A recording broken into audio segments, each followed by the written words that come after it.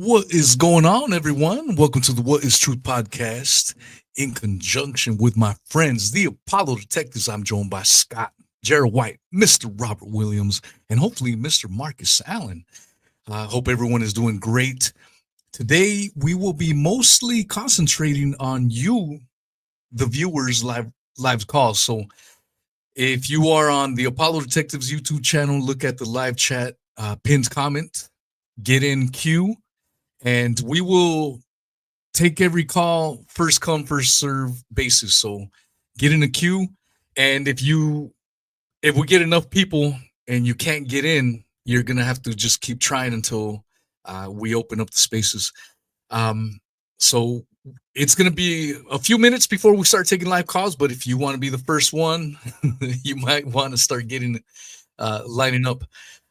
Let's see. Oh, there we go. There we go. There we go, Mr. Marcus Allen. Welcome to the Thank stream. you. Hello, Weezy. How are you gentlemen doing? Doing well, thank you. Doing Oh, well. beautiful, beautiful. Good to see you. We were starting to panic, if you will. No, don't worry. No, I got the wrong thing up. Oh, the microphone. So there we go. Oh, how's your microphone, Marcus? Microphone's fine. Well, that's good. I was just double checking. Yeah, I've got one. He's got one. Oh, Missy T's arrived. Hello. Hey, Missy, how are you? Yeah, the awesome and amazing Mr. T as always. And we've got a few folks already. Good morning, evening, all. Mr. Open the podcast doors from Australia, from Mr. Jarrah's neck of the woods. Secret Squirrel, she's from Scotland. And to say, Marcus, copy of your book arrived recently. Yeah, that's great. Oh, well done. Looking forward to getting yours as well. Yeah, I really appreciate the shout outs in the book throughout there. Oh, yeah. Well, you're an important figure in the Apollo detective area. Happy to do my bit. You've done a lot of research. You're the grandson of the Apollo hoax. So, After Bill Casing and Ralph Renee. Okay. all right, looks like we've got someone. I don't. You never know if it's a serious question or if they're trying to troll. But what in particular made you doubt the landings? Mr. Marcus Allen, would you like to take a stab at that? Okay, let's have a go. When did I first start to doubt that? Well, you can tell I'm old enough to have been around when they happened the first time through. Back in 1969, I was watching them live in my little black and white television up in London. And for 20 years, I believed, until I made the acquaintance of David Percy and Mary Bennett. And they just created their film, What Happened on the Moon, ? And then their book, Dark Moon, Apollo and the Whistleblowers. I read that and I thought, maybe there's something here. So I started having a look at it. Now, I was trained as a photographer in London, so I knew about photographs, and it was photographs that were being questioned. So I thought, well, let's have a look at some of these photographs, see if they make sense as a photograph.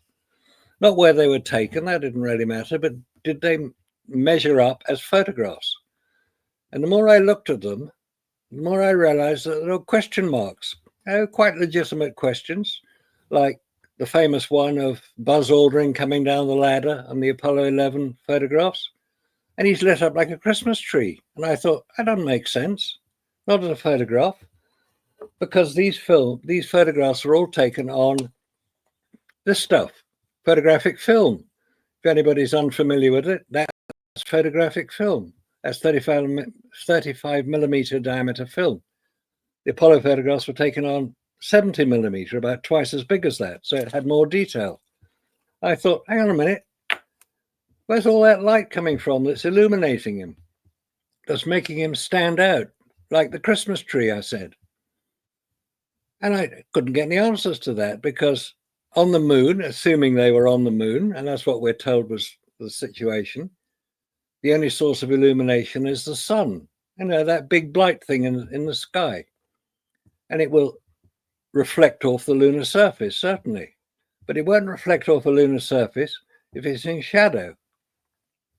And Armstrong was photographing Aldrin in the shadow of the lander. And I said, that doesn't make sense. Because when you're taking a photograph, you need enough light to show what's going on in the shadow. That's why you have flash on a camera, to put additional light into the subject. And I said, they didn't have flash, not on the moon. So what's going on? I thought, perhaps they photographed them before they left in a studio with a professional photographer so they could make good PR images to put out to the public, so that they could demonstrate that man has been on the moon. And I thought, well, if they weren't taken on the moon, where were they taken? And the more I looked at this, I thought, maybe they didn't get there.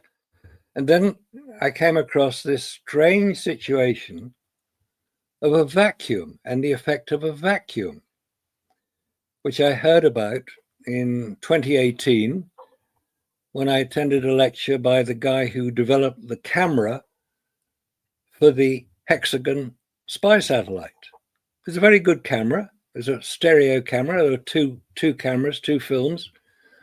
And he said, almost in passing, he said, of course, we had to keep the film under pressure. And I thought, I've never heard that before. And the reason I hadn't heard about it was because it had been classified until 2011. It's when the Hexagon spy satellite and its component parts were declassified. I thought, hang on, if you need to pressurize photographic film in space, were there any other orbiting satellites which used photographic film in space? And I discovered there was. The Lunar Orbiter, not to be confused with the Lunar Reconnaissance Orbiter, that came 2009. But the Lunar Orbiter was 1966, and that used photographic film, orbiting the moon to photograph potential landing sites for Apollo. And that was pressurized. So if photographic film has to be pressurized in space, what would be the problem if it wasn't? This stuff, photographic film. So Robert and Scott went out and bought a vacuum chamber and tested photographic film in it. And sure enough, the photographic film, when used in a camera after it had been taken out of the vacuum chamber, exhibited considerable damage. Specifically, the color in the film was altered. The greens weren't green, the reds weren't red, the blues weren't blue. Red, green, blue is the basic color of a film. So if that was causing a damage, and this is in quite a low level of vacuum, certainly nowhere near the level of vacuum achieved on the moon, then it makes sense to say that photographic film is damaged in space, in a vacuum. So how come we're seeing all these photographs taken allegedly on the moon that are not damaged?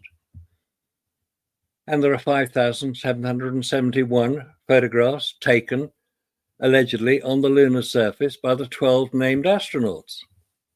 And not one of them shows any damage to the color balance of the film. So that persuaded me that there was considerable problem with photographic film in a vacuum. And nobody's ever challenged that. We've published our results on the Owlist website, and we've discussed it at length on Apollo Detectives. And nobody has challenged us. Nobody has said, you're wrong. To the contrary, many people have agreed with us that photographic film is damaged in a vacuum. Specifically, Bill Demos from the University of Patras, who did a similar experiment with a much more powerful vacuum chamber. and to the point where he had to switch off the vacuum chamber because it was becoming damaged as the film he had put into it started to outgas. That's what was happening. It was damaging his equipment, very expensive equipment used professionally to test electronics. He couldn't afford to have it damaged, so he switched it off. But prior to that, he'd put it in the vacuum chamber for long enough to be able to show conclusively there was damage to the photographic film. So if anybody says those photographs taken on the lunar surface were taken with photographic film, which we're told they were because no digital camera had been invented at that point, you're going to have to come up with a damn good reason for why photographic film, this stuff, is not damaged in a vacuum, if you're going to say that what we claim is wrong. So those are the two things that persuaded me originally that Apollo was faked, is a fraud. It did not happen the way NASA tells us, which is why NASA's name is never a straight answer when you ask them a question, or not always scientifically accurate, or numerous anomalies and scams abound. So come on, NASA, if you're so damn clever, prove vacuum does not damage photographic film. Otherwise, game over. Apollo has not happened. Apollo was fake. On and let's go. We've got a special request for you, Mr. Allen. Tell me. We need to see that moon rock. Oh, the moon rock. Oh, I've got my piece of moon Come rock. get it. As well. Come get it. There we go. Here we go. It's my piece of moon rock. Yep. Let's go. Genuine piece of moon rock. Come on, NASA. I'm not supposed to own this. It's government property, US government. Come and get it. If you do come and get it, you'll prove to me and to everybody else that what I said is correct. Come on. Piece of moon rock. That actually ties well into what helped started making me doubt the Apollo missions. I had first learned of, first of all, I had grown up, believing in the moon landings, dreaming of becoming an astronaut, dreaming of going to Mars. We discussed this on my last appearance on the Apollo Detectives. Yep. And then in my teenage years, I learned about the Apollo moon landing hoax. I learned about Bill Kaysing. I learned about Ralph Renee, and I looked into all their work. I cited their references. Matter of fact, this is the reference for Never a Straight Answer. So just if anyone's say, oh, that's just a character assassination. No. That's not what the reporters would call them, not us. Right? Yeah. They would actually say NASA stood for Never a Straight Answer. But anyways, so I did all my research. I dug up a lot of the source material that Renee and Kaysing had cited, and in the long run, I ended up digging up a lot of data and the proton data from the Van Allen radiation belts, and I did my calculations, and I determined, okay, yes, the astronauts would have indeed have been exposed to a potentially lethal dose of radiation from the belts alone. It was much reported to be only something like about a single rem, but it would have been closer to 100 rem. That's life-threatening. And getting to the subject of the moon rocks, I did my degree in astrophysics and geology, and one of the most compelling reasons to doubt the Apollo missions, in my opinion, is the fact that many of the Apollo samples, they all contain, well, first of all, they got a very similar chemical and mineral composition to terrestrial igneous rocks, terrestrial mafic igneous rocks, okay, and they've got huge amounts of water and ferric iron oxide. That's the reason this is important, is because when a rock first crystallizes, the only iron it contains is either ferrous or metallic. Okay, but if you expose it to air and water for a long time, all that iron quickly turns into ferric iron, which is rust. You can look up pictures of the Apollo 16 samples in particular. They were notorious for their rust content. And more recently, we've had the analyses by the Chinese, who have managed to land probes on the moon and analyze the soil there. And they've also managed to retrieve soil samples of their own. And it all turned out to be chemically different to the Apollo samples. If I was to land on the moon, pick up a rock to analyze, and then send a probe up to the moon to analyze, and transmit the data back, I would expect to get the same results. And instead, they're reporting very different chemical compositions. And there was a similar finding by the European Space Agency when their Smart 1 probe crashed into the lunar surface. It kicked up all this rock for scientists to analyze in the plumes with the infrared. And it was reported this was in 2006 that by punching a 10-meter hole in the moon's surface, the probe has uncovered minerals different to the rocks gathered on the surface during moonwalks. So even below the ground, it was different. And so that's really they really gave me the indication that we weren't being told the truth about the moon landings. And so over the years, I looked at all the counter evidence. I looked at all the responses and whatnot, and I found every time somebody tried to make the Apollo missions work, there would always be something to contradict it, or at least offer an alternative explanation that didn't require manned missions to the moon. Like the whole, people like to say, oh, well, were the Australians involved in the conspiracy because they had the tracking stations receiving the signals at Parkes and Honeysuckle Creek and wherever else. You might remember that movie with Sam Neill, The Dish, which isn't very scientifically accurate, but I would often get asked about that film. But to that I say, well, the Soviets demonstrated how to pull off a hoax such that the people on the receiving end would be fooled. They had the Zond 5, which transmitted signals from the moon. You know, basically the cosmonauts, they were safe and sound at the Crimean communication center. They were transmitting their voices to the spacecraft, which in turn acted as a repeater and transmitted the signals back there, such that people on the receiving end initially thought the spacecraft was manned. And well, I'll bring this one up here real quick because I know it'll come up in the comments since I've mentioned Zond 5. People like to say, well, Zond 5 carried turtles around the moon. Doesn't that prove that the astronauts can survive the radiation? To which I say, no, it doesn't, because the Zond 5, the turtles on board Zond 5, they can take huge amounts of radiation. The lethal dose for a turtle is in the excess of 15,000 rem. 15,000 rad. Rem only applies to humans. But you can look up the numbers, right? It's huge amounts of radiation that would have been overkill for a human, to say the least. You know, it's the same applies as well to all the other life forms they had on Zond 5. They're bacteria. They can survive huge amounts of radiation in like a million rad, I should say. Let's see, there was bacteria. There was insects. Insects can survive tens of thousands of rad.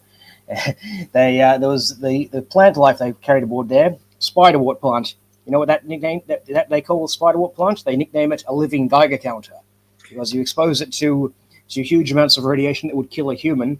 All that happens is the 5 mice that they took too. I think the mice were supposed to have been carried on Apollo 17. I don't believe it was. I'd have to look that one up, but I think. Actually, no, I think there was mice on Apollo 6, but that one crashed on the way back. Yeah, so all the life forms started on that one anyways. And so the point of the matter is you're arguing that these extremophiles can survive the radiation, so therefore humans can. That's like saying that a human can survive getting shot in their face because Superman can survive getting shot in the face.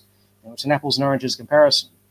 And so that's pretty much how the Moonfaker series came about, because there was all these disinformation and propaganda on the internet by all these guys trying to push this narrative, and they would often misrepresent the Apollo moon landing hoax research, you know, by only giving partial information or outright lying about the people who say nay. Okay, Bill Kaysing, after he died, he was trolled relentlessly. In fact, Phil Plait, the bad astronomer, he went so far as to claim that Kaysing denied any space travel was possible, which is a direct lie there, because in the documentary that Plait responded to on his website, Kaysing explicitly states that the astronauts orbited the Earth for 8 days, whilst on Earth they were showing these videos of the fake astronauts on the moon. Well, if they're able to get into Earth orbit, that demonstrates, okay, that space travel is possible. So Phil Plait was just lying there, okay, and so that really lit me up, and that compelled me to do a response to that. I wrote a whole essay, which ended up being the size of a phone book, you know, debunking Bad Astronomy, debunking Clevis, all these other pro NASA websites, and I ended up. It was quite lengthy, so I had done my film and TV course, and I decided, I don't know, I'll make it a video series instead, and so that's how Moonfaker came about. Hey, Jarrah, remember we were talking about the film, and Yo Mama brought up a good point here, because he was saying, he was asking us to go over some of this. Now, I was talking to Tim Trumbull about this not long ago, and we were going over the high-speed cameras. And basically, it would take you anywhere from 500 to 1,000 frames per second in order to get that, to obtain that floaty feeling, doing frame drops and adding, in other words, variable framing at particular points. But you found an article that showed that they actually had video equipment back in those days in 1970. Do you have a comment on that? Indeed. In fact, I wrote an article about that. The article is on Ollis. Let me just post it on the website, on the chat here, so Wheezy can share it. Can you show the link?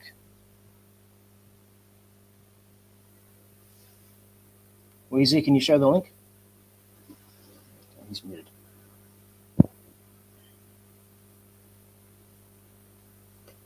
Yeah, it's right. Okay, yeah, so I wrote this article here. There was this one video that went viral recently by this fellow by the name of S.G. Collins. He's dead now, but he had produced this, you can scroll down a bit.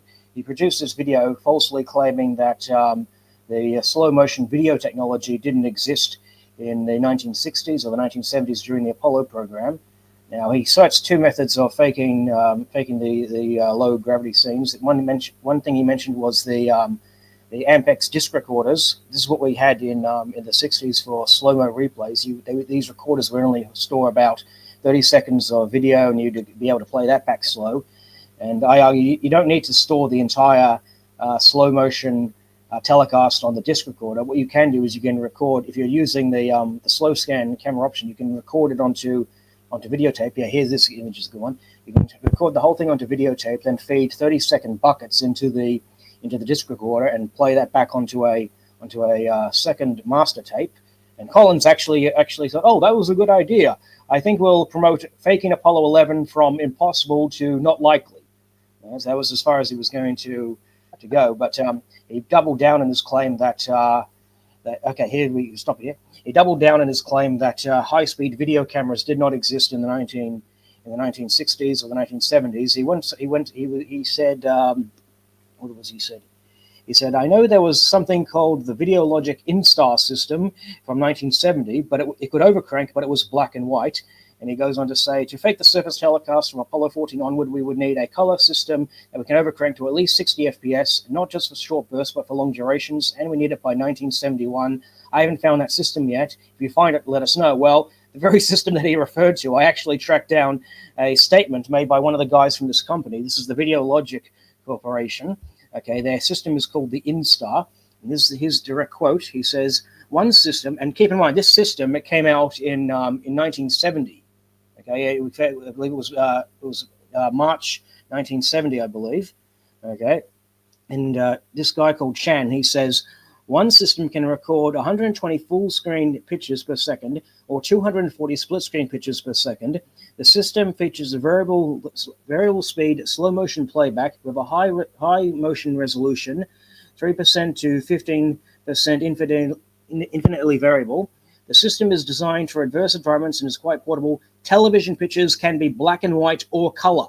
As shown in figure 44, system consists of a high-resolution camera, a videotape recorder, a CRT monitor, operating controls, and a high-intensity stroboscope. And if we look at the caption for figure 44, it clearly says, high-speed video camera instant playback motion analysis system, Instar trademark, Videologic Corporation. So he's literally telling us that this camera that Collins claimed, oh, it could only do black and white. No, it could do both black and white and color. And keep in mind, this system, it came out in 1970, so that it pretty much debunks his claim that the slow motion video technology do not exist. Now, he says, okay, well, maybe we can fake the Apollo 11 footage using the disc recorder option by feeding 30 seconds of a time into the machine and then recording that to the slow motion playback. Oh, but they didn't have any high-speed video cameras. Yes, they did. Yeah, they did. Here you cited it yourself. You mentioned the Videologic Instar system that could do both black and white and color. So that should be the end of the discussion. But to this day, we still receive links to this video. I still receive emails from people who saw Collins's video.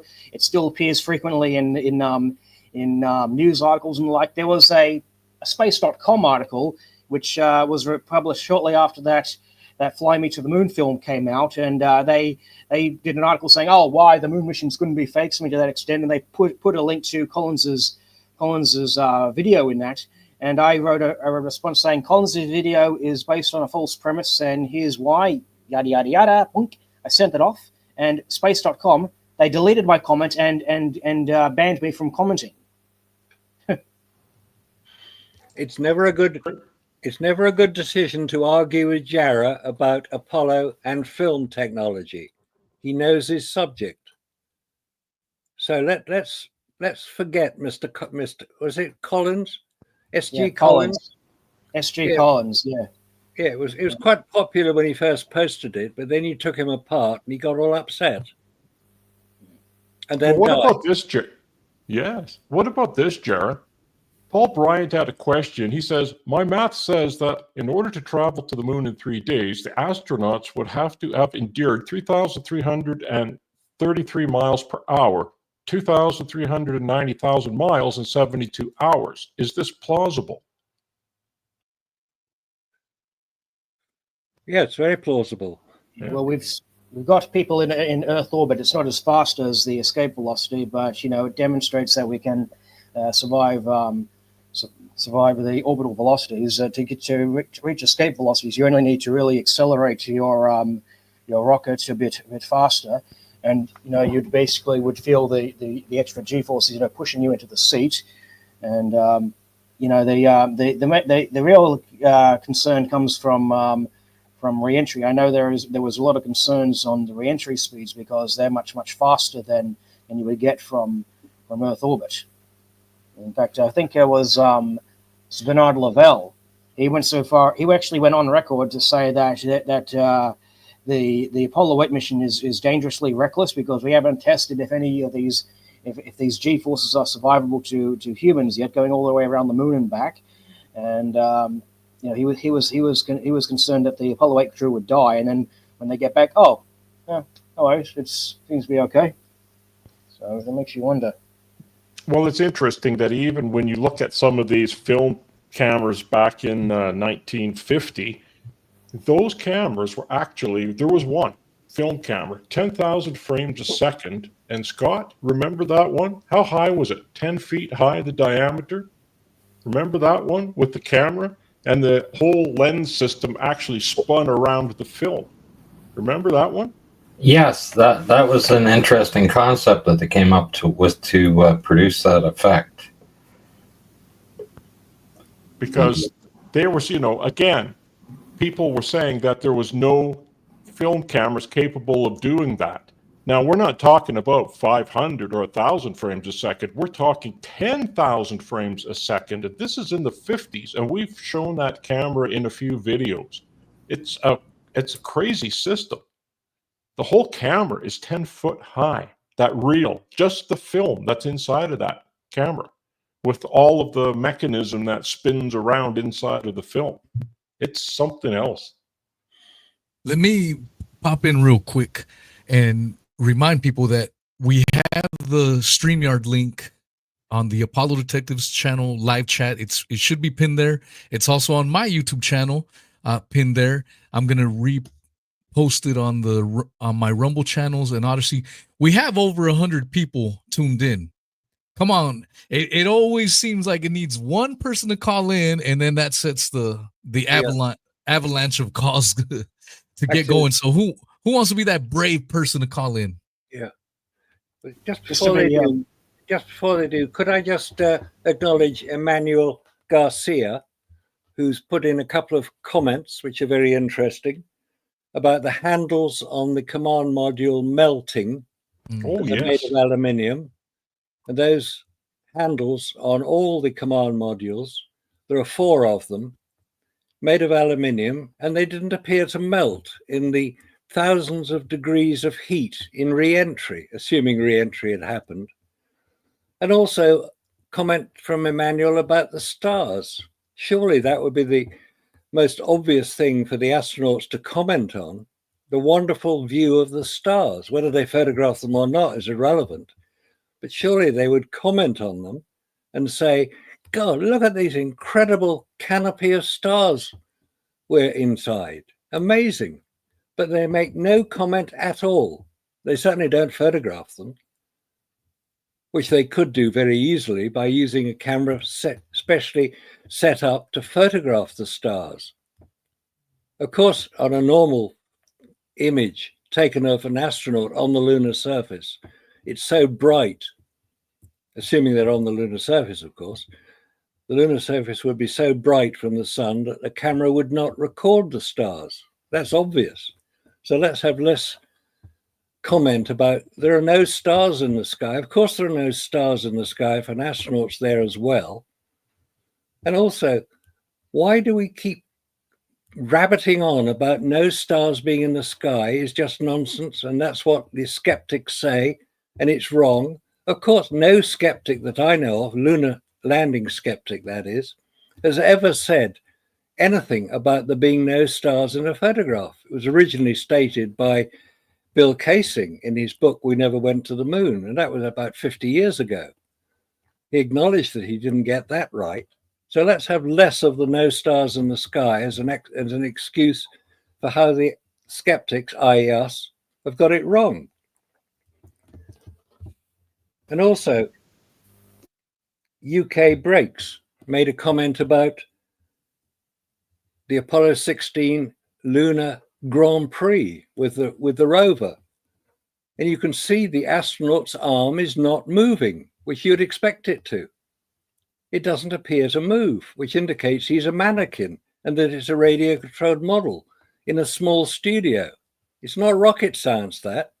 It's just common sense. So thanks for the comment. And just one final thing, Twisted Com 1K. Yes, I do know Graham Hancock. I've known him for about 30 years. Great man. He's done some great work. So thanks for your questions. Thanks for your comments. That's all I have to say at the moment. Perfect. Let's take a look real quick while we wait for some brave souls to call in and share some of their thoughts. Let's look at the Grand Prix that we were just talking about. What a thing of beauty. There you go. So there's your high-speed camera in action right there. Yeah. Look at, oh my goodness. It's very important to distinguish between high-speed film and high-speed video. Collins, he didn't dispute that there was high-speed film in the 60s and stuff. What he disputed that there was high-speed video. Right? I proved that there was high-speed video that could have been used to fake the Apollo missions with the Instar camera. Okay, but in this example here, this is a film camera. They had the Apollo 16 Grand Prix was supposedly shot with their 16mm film camera, the camera that they would use attached to the window, to record the astronauts at work in case the TV camera died, supposedly. They supposedly what they did here, they took it off, put it on a tripod, and there we go. We got the Grand Prix thing. Yes. The strange thing is that people will take this and they will speed it up and slow it down, and then they will say, well, it couldn't have happened this way because of this. But what they fail to realize is that this was actually filmed with a high-speed film camera. And when you slow it down, this is precisely what you get. As a matter of fact, there's one fella that does these shots over on a channel where he does models, and he makes these buggies jump through the air, land on the other side, to do all these tricks. And he has the engine noises and everything in the right place. The perspective is perfect. He uses the same technique. He uses a slow motion system, a high speed system, slows it down precisely, changes it to variable frame rate, and then he has it so that the whole set is beside a road. And when he takes the camera and puts it on a certain angle, even the cars going by are in the proper perspective. And when you see that and you see this, it's pretty much no different. So it can be done. And I'd like to hear your guys' perspective, but one thing that has always bothered me when I watch this is I haven't heard too many people notice when, you know, the look at the size of the astronaut in comparison to the lunar lander that eventually allegedly got him out, you know, from the moon and back into Earth. Look at the size comparison. How the hell did you get 3 astronauts in that little thing, including the lunar rover? Like, it's never made any sense. What is the official explanation for that? Perspective. That's what they all say. Perspective. It's right next to the damn thing. It's right. You know what I mean? Like, Well, then it's not perspective, it's pareidolia. That's what they'll tell you. yeah, no, it's a garbage explanation in my opinion, but yeah, it's curious for sure. And I only brought this up because some of the things that you folks have brought up could be considered a little bit more technical, and I like to mix it in with some, you know, more basic things, if you will, for those that are just dipping their toes into this area, and also bring in some of those higher level questions and observations. And we are still waiting for a caller, but I believe, did you have something to say, Mr. Allen? Sorry, about what? Oh, I thought someone was trying to I was going to say one. Oh, okay. Yeah, Jared. I was just going to say, if the guy is closer to the camera than the lunar module, then he would appear bigger than he actually is. That would be an explanation for that. There's that TV show that they did back in the 90s, From the Earth to the Moon, where they actually used an actual Apollo lunar module. It was intended for Apollo 19. They used it as their prop, and they had I think it was something like I don't remember the numbers, but basically it was a gigantic blimp hangar, which they used to film the Apollo moon missions in there. They filled it up with pulverized granite and everything, make it look like the moon, and they suspended their astronauts via these bungee cord things. And so they did those shots in From the Earth to the Moon. And interestingly enough, if you go back to that article that I had cited, I'll show you an example here. I'll post it in the link in the comment again. Oh, you got, okay, good. Scroll down.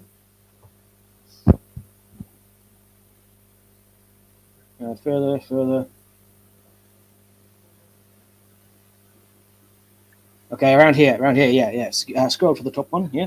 So what I did in the top image, you see, I had taken the Mythbusters wire jump video and I had slowed it down to 67%. I played alongside the footage of John Young jumping, and what do we get? We get a near perfect synchronization. Now, there was this one propagandist on YouTube who was claiming that if you're going to use slow motion, you'd have to speed it up by 246% to match Earth free fall. Well, here's the thing, right? No one's claiming that the astronauts were on free fall. They're claiming they were suspended by wires, and then that footage was played back in slow motion. But to debunk his claim, what I did here, if you scroll down a little bit closer, a bit further down. Okay, what I did here, I took he's basically dropping an object from knee level, right, and playing it alongside the Apollo 16 footage of John Young jumping. Basically, he says, oh, well, the fall time is the same, so we must be in free fall. Well, here I debunked that. Scroll further down, you'll see what I did here. This is hilarious. Okay, I took the footage of Adam Savage, the Mythbuster, jumping on the wire, played back in slow motion, and so I saved the 67% speed version as an MPEG. Then I sped that MPEG up to 246%, and I played it alongside his drop. And look, it's falling at the same rate as his object that he's dropping from knee level. And when I did the same thing with just the clip at 67%, I put that alongside his thing, and look, it's the same fall rate. And just for fun here, I played them both up to 67%, the astronaut and the Mythbuster, demonstrating that, well, they say, oh, if you speed it up by this much, you see all these crazy movements of the arms, it's not going to be looking right. Well, obviously, no, you're assuming that the astronauts are in free fall. Then, well, if they're suspended by wires, they're not going to have free fall. And as you can see here, if I speed up the Apollo 16 footage by 246%, get the footage of John Young, so get the footage of Adam Savage jumping around on the wire, play that at 67%, and then speed that up by the speed you recommend. Well, look at this; it's identical now. Yeah. So ended the argument of how fast you would need to speed it up by to match a free fall. Yeah, That was pretty great. I'm sorry, Mr. Allen. Go ahead. I think Dan the Tube Man has got it right there. The dirt falls off his shoes at 1g Earth gravity. That's exactly what's happening, because you can't put grains of dirt onto string.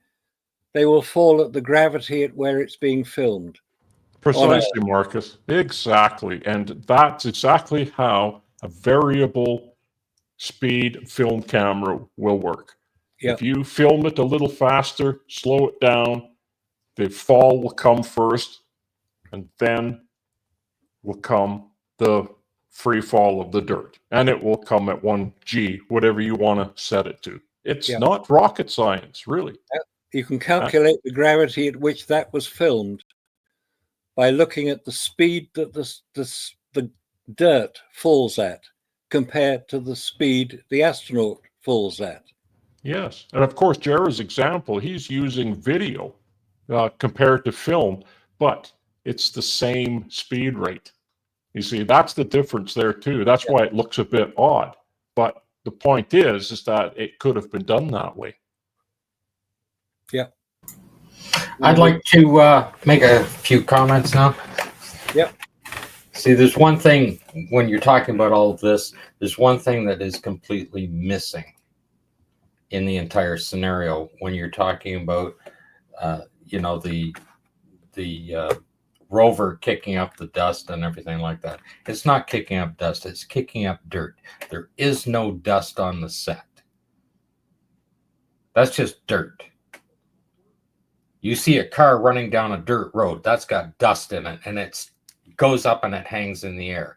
Well, there is no atmosphere on the moon. Is that supposed to be an excuse? No, it's not, because the photoelectric charge actually levitates the dust on the lunar surface. If you kick it up, it's going to be up there. It's not coming down until the sun goes away. Yeah. Okay. So when you see that rover running down to the LEM, turn around and come back again, you won't be able to see that LEM until the sun goes away, because that dust is going to come up, and it is fine dust, and it doesn't have any moisture in it. Okay. And that photoelectric charge is just going to hang there. Okay. That's the same as when they land. It's going to kick it up. It's going to hang there. Okay. It doesn't clean off. Okay. Because there is no dust on this set.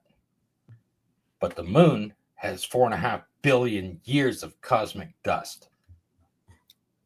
Yeah. Okay. That's what's missing. Okay. And they can't simulate that ever. Laying it down, Mr. Scott. I love Well, it. I love it. Scott, it's the same thing with the moon. How come we can see pictures of the moon from lunar orbit, supposedly, and yet we see these ones from the Earth by telescopes, and we can see all the outsides of the craters. It's beautiful. You can see the detail, but you can't see that on any of those photographs of those lunar images.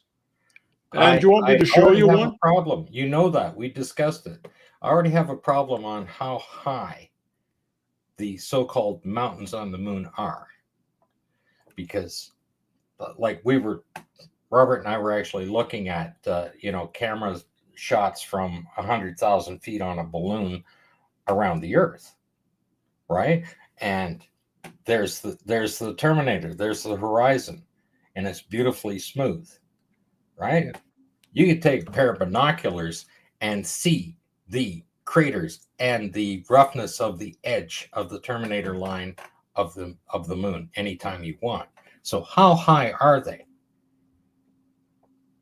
Right? Like what would we look up? The highest mountain on the moon is 18,000 feet?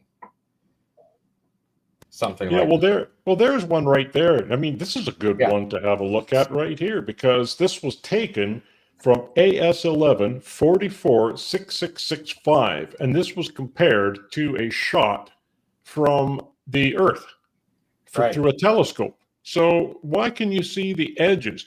And not only that, but take a look at the seas. They do not match either. So why is that? those two images do not match. We spent nearly an hour trying to put those into perspective, right? Where those craters are, they don't match up at all. One's a paper moon.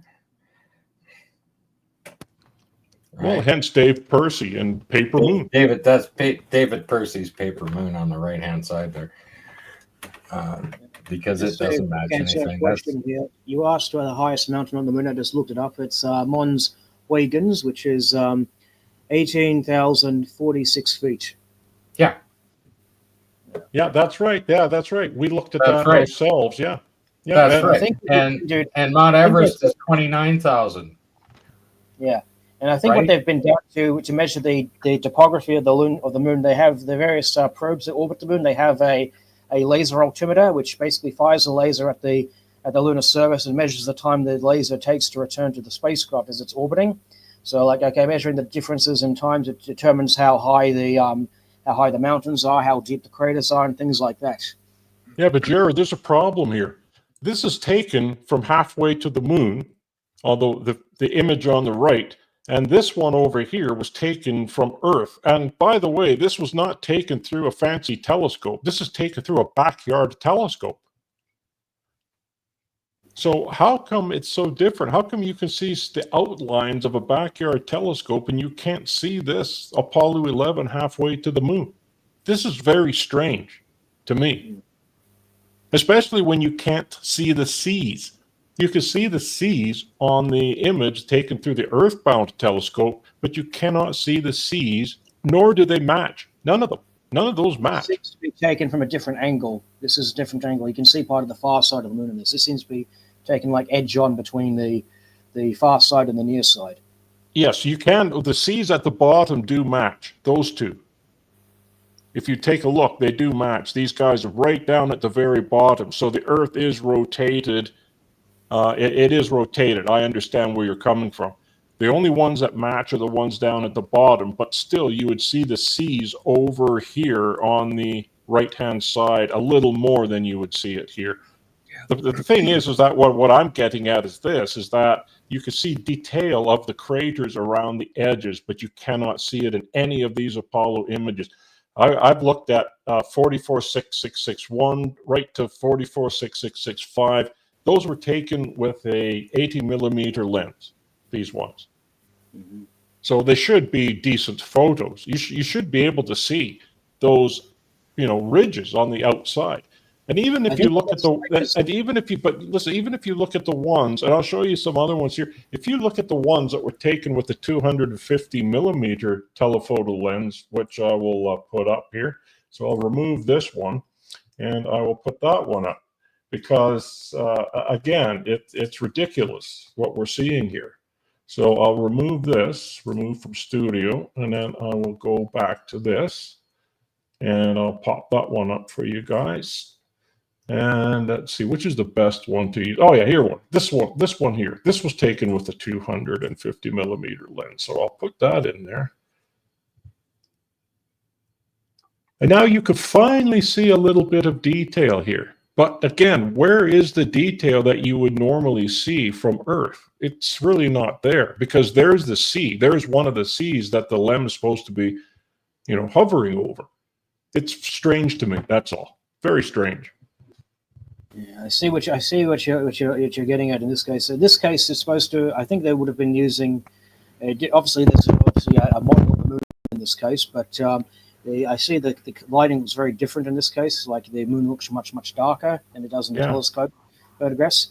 One thing I think that's very important to note is that when you're looking at pictures through the telescope has the tendency to amplify the amount of light that's getting, or make it look brighter, I should say.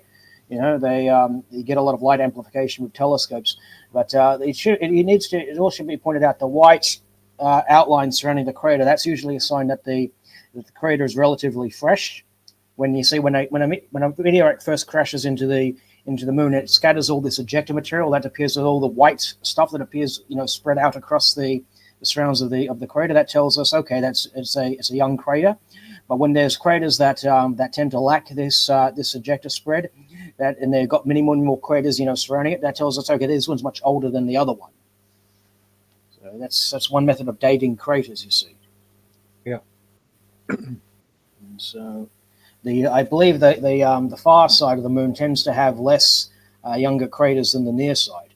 It tends to be much older terrain that's been bombarded with these kinds of meteorites.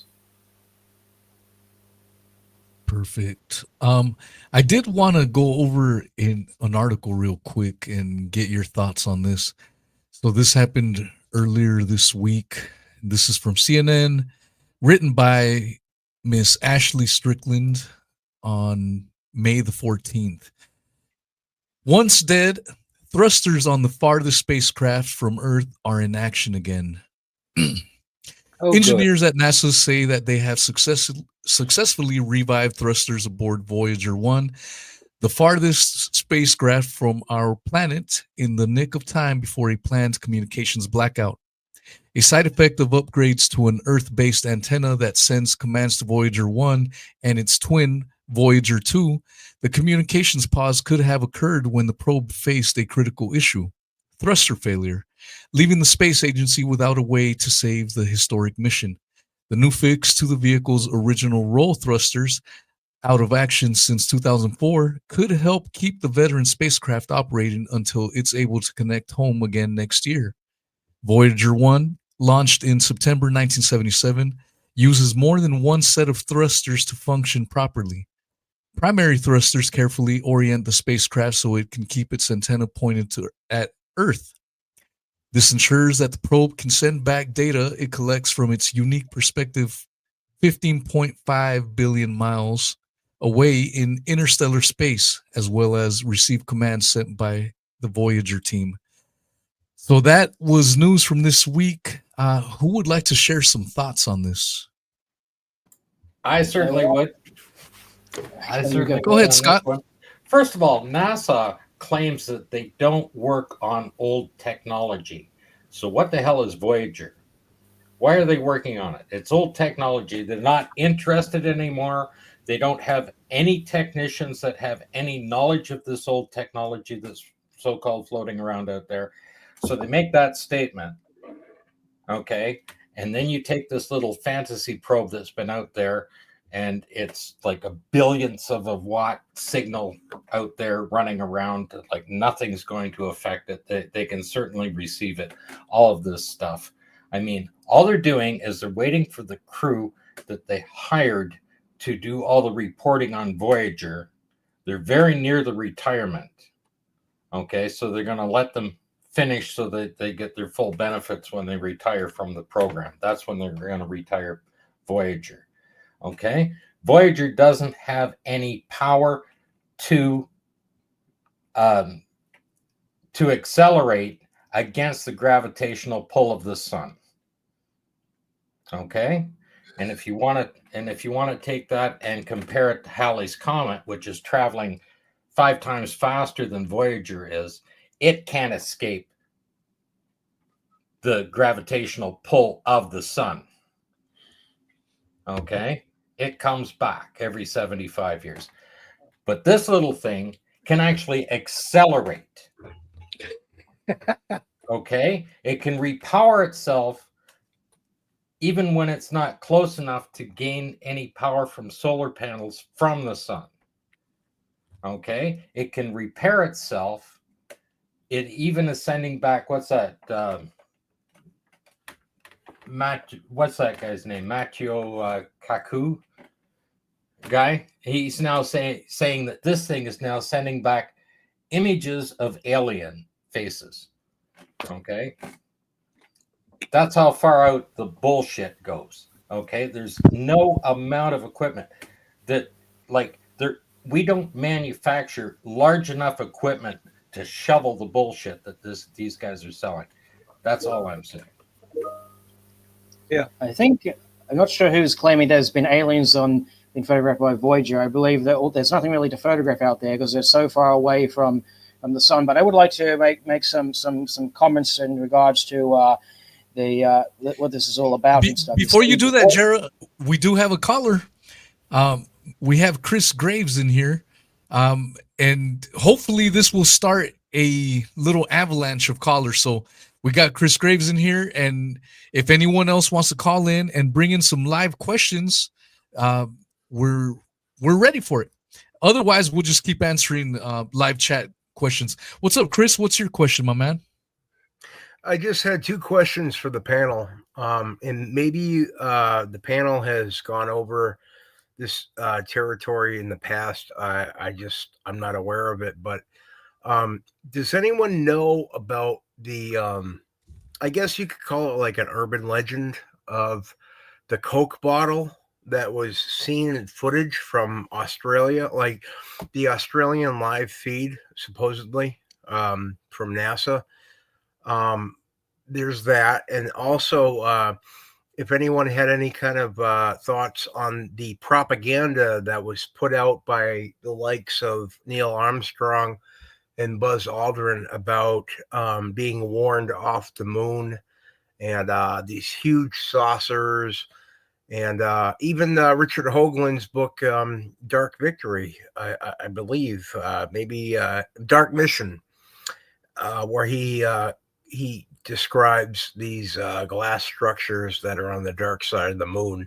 I've always been fascinated by that. Like I subscribe to Dave McGowan's work on the Apollo missions. So I'm not even sure if we even went to the moon. I'm pretty convinced we didn't, but this other propaganda that was put out on maybe either on purpose or whatever, anyone's thoughts on like Neil Armstrong and Buzz Aldrin claiming that we were warned off, off of going back to the moon and that Yeah. kind of. I can answer a part of that for you, Chris, because I had a look into this, and well, first of all, I know a few people that are in the entertainment business that are aware of Neil and what he said, and basically I don't mean to burst your bubble, but that was all fake. It was a diary that they had said that Neil kept, and it all stemmed from a woman who was at a party, and she overheard Neil saying something to one of the party guests. She made that all up in order to start, this ball rolling. Somebody overheard the conversation. It got mixed up, and this is what it turned into. Like you said, an urban legend. So I know that for a fact. That is for sure. I have two relatives that can confirm that. One relative was actually at that party.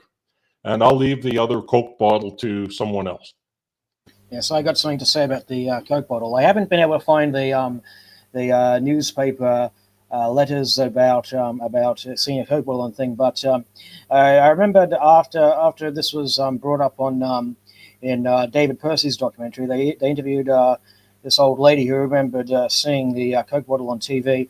I spoke to some friends and relatives about it who were around at the time, and they actually remembered it. Yes, I remember hearing something about there being a Coke bottle on the moon. I spoke to my mother and my uncles. My mother was like 9 years old at the time. Her brothers were older, and they remembered that there was something about a Coke bottle being found on the moon set. I spoke to various other people at the time. They all remembered. So there definitely was some talk about there being a Coke bottle seen in the pictures on the moon at the time. And I haven't been able to find the newspaper clippings that they were referring to in the documentary. But as I said, many people who I've spoken to who were around at the time who've seen the broadcast, they remember hearing something about that. Talking about it in either you remember hearing about it, in conversation and things like that, or something that you heard around the schoolyard or at parties or this or that. So it does make you wonder. Yeah. I mean, just one summary of Apollo. I think we can all agree that Apollo was faked. The rocket took off. 1 million people watched Apollo 11 rocket take off. And several 100,000 people watched several of the other ones. 2 minutes after it left the launch pad, it disappeared from sight we then relied on NASA to tell us what was going to happen. We heard all sorts of communication, we heard all sorts of technical stuff, but basically Apollo was a brilliantly executed propaganda exercise to demonstrate the superiority of American technology over that of the Soviet Union. In that they were entirely successful. They persuaded the world they had landed humans on the moon. Whether they did or not is totally irrelevant to the story.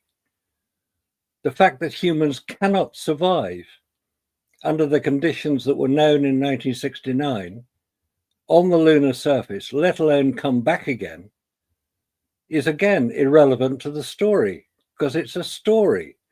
It's a propaganda exercise. It was used and reused and is being used 55 years later for the same purpose. But it's falling apart under the weight of its anomalies. And that is the regrettable thing, because if NASA would be upfront about their ability to get humans into space, to travel in space, to return from space to Earth, because that's the hard part, they would probably get much more cooperation from the scientific community, who similarly want to see humans travel in space, but safely, not with this sort of Disneyfied version of it, because that's all we've had. We've had the Disneyfied version of space travel, as proposed by Wernher von Braun in the 1950s. There have been so many people come forward since then that the whole story of Apollo is becoming a fairy tale, which is what it was to start with. It was never intended to be what it has been described as. So if NASA would only get honest with themselves, I mean, this idea of getting the Voyager spacecraft back in action again, it's just NASA trying to raise funds from Congress to show how brilliant they are. It's not going to work, guys. NASA are being taken apart. The President of the United States knows this. He's letting NASA fail in public view. He's not going to call them out. He's just going to let them make the mistakes that he wants them to make. It's actually quite clever. And we're going to see it falling apart as we are now. There are so many people who now will at least admit to questioning Apollo, if not the many millions of people who agree that the whole thing was fake to start with.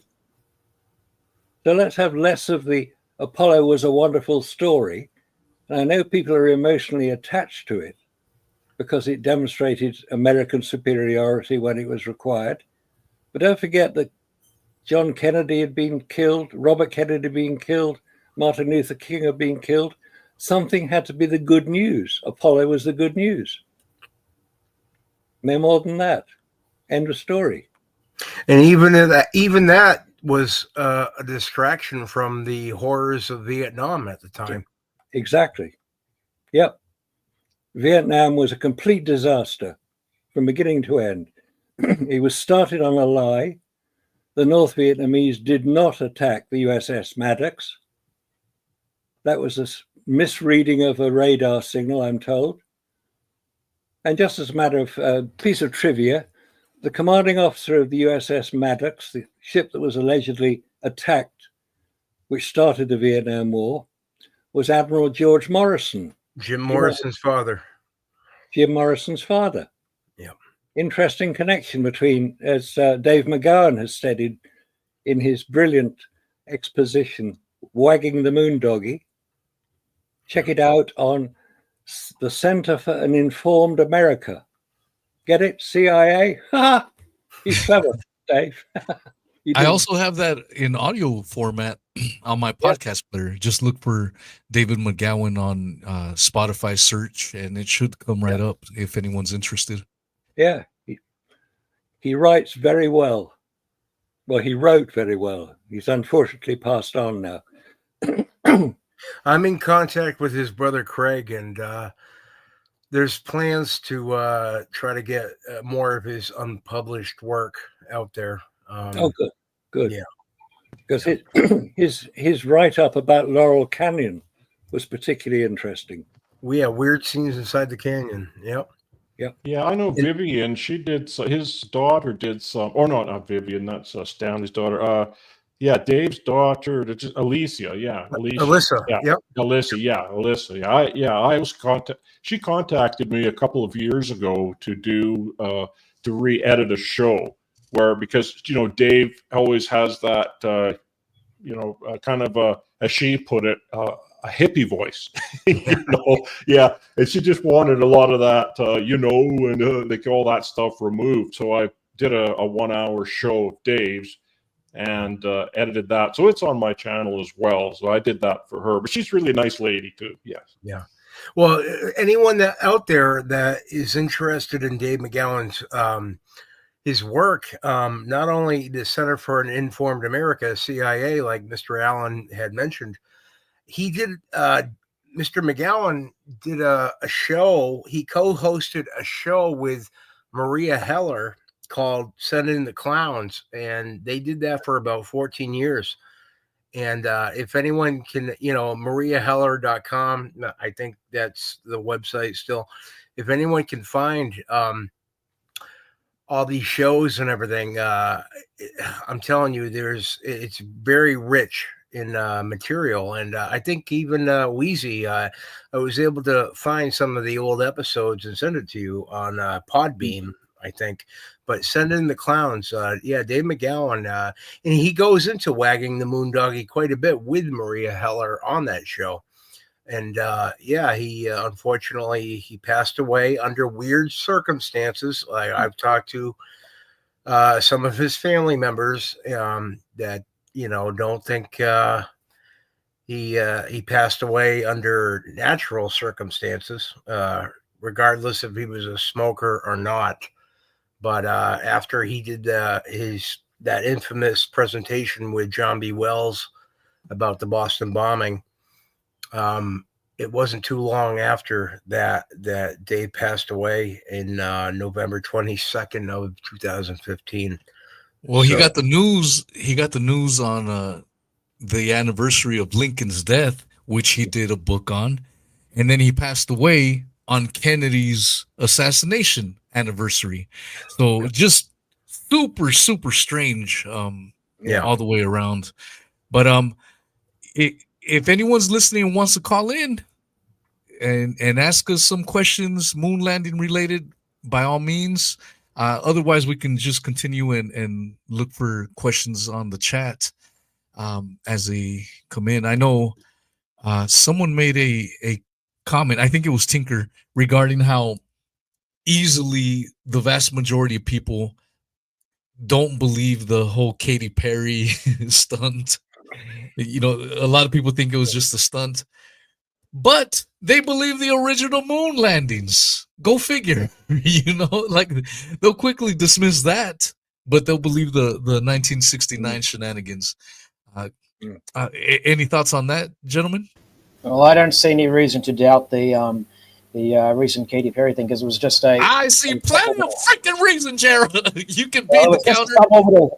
I'll argue with you all damn night on this. Well, let me tell you, what they did on that mission is a little different to what Alan Shepard and Gus Grissom did on their respective Mercury flights. They were just literally a ballistic trajectory, go up into the atmosphere, go out of the atmosphere for a brief moment, then come back down again. In fact, you can do the calculations to determine how quickly they'll be up there, because it's just a ballistic trajectory up into space and then back down again. You see, there's a difference between getting into orbit and just getting into space. If you're just getting into, if you're not reaching orbital velocity, then you're going to come back down very shortly afterwards. That's why the Starship is having all these troubles, because it's not reaching orbital velocity. If you actually look at the speed readouts and stuff. But I do want to comment a bit on we were talking earlier about the Voyager mission that just got switched back on. I just want to put some things into proper perspective. You see, the Voyagers, they use radioisotopes. You see, because at the outer solar system, there's very little sunlight. If you were to go out to Jupiter, or even all the way up to Neptune or Pluto, the sun would just appear as a tiny little bright star. That's how small the sun would look. So at those distances, solar panels, they're not practical, which is why the Voyagers and also the Pioneers and the New Horizons, they all used radioisotopes to power the spacecraft. And the only thing, each of them carried about 100 kilos of fuel, and it was hydrazine they were using. And the thrusters are only really used to steer the ship such that the antenna is still pointing towards the Earth. Because you see, what they did was there was a bloke by the name of Gary Flandreau. What he did was he calculated the trajectories such that the spacecraft, they use what's called a gravitational slingshot, which means as it approaches the planet, in this case the planet Jupiter, the rocket only sent them out as far as Jupiter. The gravitational slingshots did the rest. See, what happens is as it approaches the planet, okay, the spacecraft speeds up because it's getting pulled in by the planet's gravity, right? And so when you're approaching a planet, when you pick up all this speed, you have two options. You either fire your engine such that you can enter a stable orbit around the planet, or you just let gravity do the work. And so you speed up towards the planet, and well, the planet continues along in its orbit. And so as it leaves its orbit, it loses its grip, its gravitational grip on the spacecraft. So as the planet swings past, the probe has all this acceleration. Now it's shot further out into the solar system. So in the case of Voyager 1, they sent it out towards Jupiter, and it's sped up, and then it gets swung out towards Saturn. Now its trajectory was optimized to take pictures of the moon Titan around Saturn, and so it went sent off out of the solar system after taking these pictures of Saturn's moon Titan. Okay, whereas had they optimized it differently, it could have taken pictures of Pluto. It would have been swung all the way out to Pluto, but because of the trajectory, it was more optimized for the moon Titan. Okay, now with Voyager 2, it was sent out as far as Saturn. Sent out as far as Jupiter. It sped up towards Jupiter, right? Jupiter swung it out towards Saturn. It sped up as it approached Saturn. Saturn swung it out towards Uranus, and then same thing happened with Neptune. Swung out towards Neptune, and boom, out of the solar system.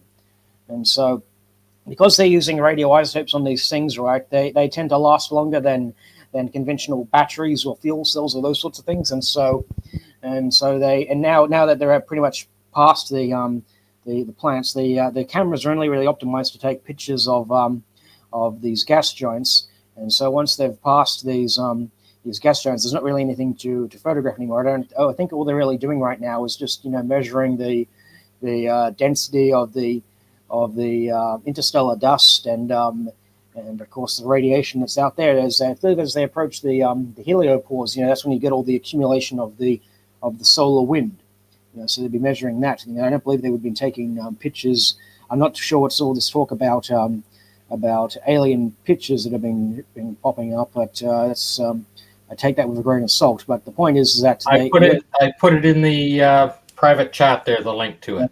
I'll have a look at it later on. Then I'll have a look at that. And but yeah, like I said, they mostly were optimized to take pictures of the planets. Now that there's no more planets to photograph, unless by some miracle they count as a rogue planet of sorts. I don't think that's going to happen anytime soon. I think it's would have passed the Kuiper Belt, so there's no dwarf planets to be photographing. And so yeah, that's my views along those lines. So this we're looking at here, a beer can on the moon. Or Yeah, well, Scott, is that's- that your beer can, Scott? Yeah, that's Scott's beer can. Yeah, Yeah, that's the one well, he found. Yeah. They were talking about the Coke can, so I thought you might as well have a beer can. I'm still looking for the pizza boxes, but Attaboy. That's what I'm talking about. What does everyone think of that book, Dark Victory? By Richard Hoagland. Do you think it's just most likely it's maybe I'm answering my own question, but pure propaganda, right? Like where he goes into the supposed glass structures that are photographed on the dark side of the moon. I haven't read his book, but I had a look. They had a website some years back called Lunar Anomalies. They were the ones who put up that crap about the sea rock being a hair on the negative. This is my own opinion. I think what they were doing was they know that the Apollo missions are fake, but they cite pictures from Apollo as evidence. I say that in quotation marks. They cite that as evidence for signs of ancient alien activity. And well, if the Apollo mission photographs are fake, then you're basing your alien moon base theories on false evidence. Okay, so obviously they don't want to have their position falsified, and so now they put out this website trying to debunk the Apollo hoax theory. And for the most part, I think it's a bunch of disinformation, a bunch of nonsense. I don't look into the moon base theory. In fact, I actually have a documentary from the BBC a while ago. One of his partners in crime, Steve Troy, was featured on there, and he was citing all these evidence of structures on the moon, and even in the footage that they were showing in this documentary, I swear to God, I squint. What are we looking at here? This looks like a bunch of rocks, bunch of shadows. I don't see. Yeah. What is it you're seeing? I don't get it. It just didn't make any sense to me. And they went into Richard, into like the pyramid on Mars, like in the face on Mars and everything. Do you think that Gary McKinnon from England, I believe, do you think he was in on all that stuff? I haven't looked at the face on Mars thing, but to where credit is due, that actually looks more. That at least they actually show something that it looks like a face in the face on Mars thing, whereas on Apollo in these glass dome structure things on the moon, I don't see what you're talking about. It doesn't look like it doesn't look like anything. No, not to me either. Me neither. Yeah. And just to put this, I mentioned this earlier, the hair on the rock thing. Well, I got here's the original photograph. I just put it in the chat. Can you share that, Wheezy? Say, where did you put it? In the private chat. Which link? The latest one. The latest one. Okay, copy that. 1 second. Present, and here we go. Hoagland and Steve Troy, they were claiming that the sea rock was just a hair on the negative. Well, on a later issue of the picture, well, here's the earliest release of the picture, and if you zoom in, you can see the rock in the bottom left corner of the screen. You can see the sea on the rock is still there. Yeah, there it is. There we go. And what was the date that photograph was issued? May 1st, 1972. It's the earliest release of the picture. Yeah. So if you're going to claim that it was just a C, that the C was just a hair on the negative in some later release, well, good luck trying to find one that predates mine. Yeah.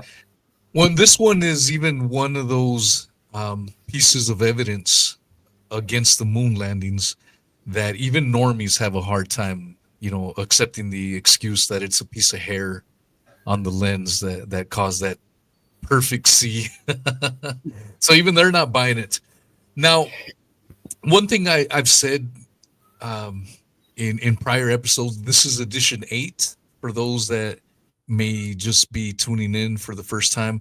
We have recorded several of these. This is number 8, so you're more than welcome to go back and listen to some of these older shows.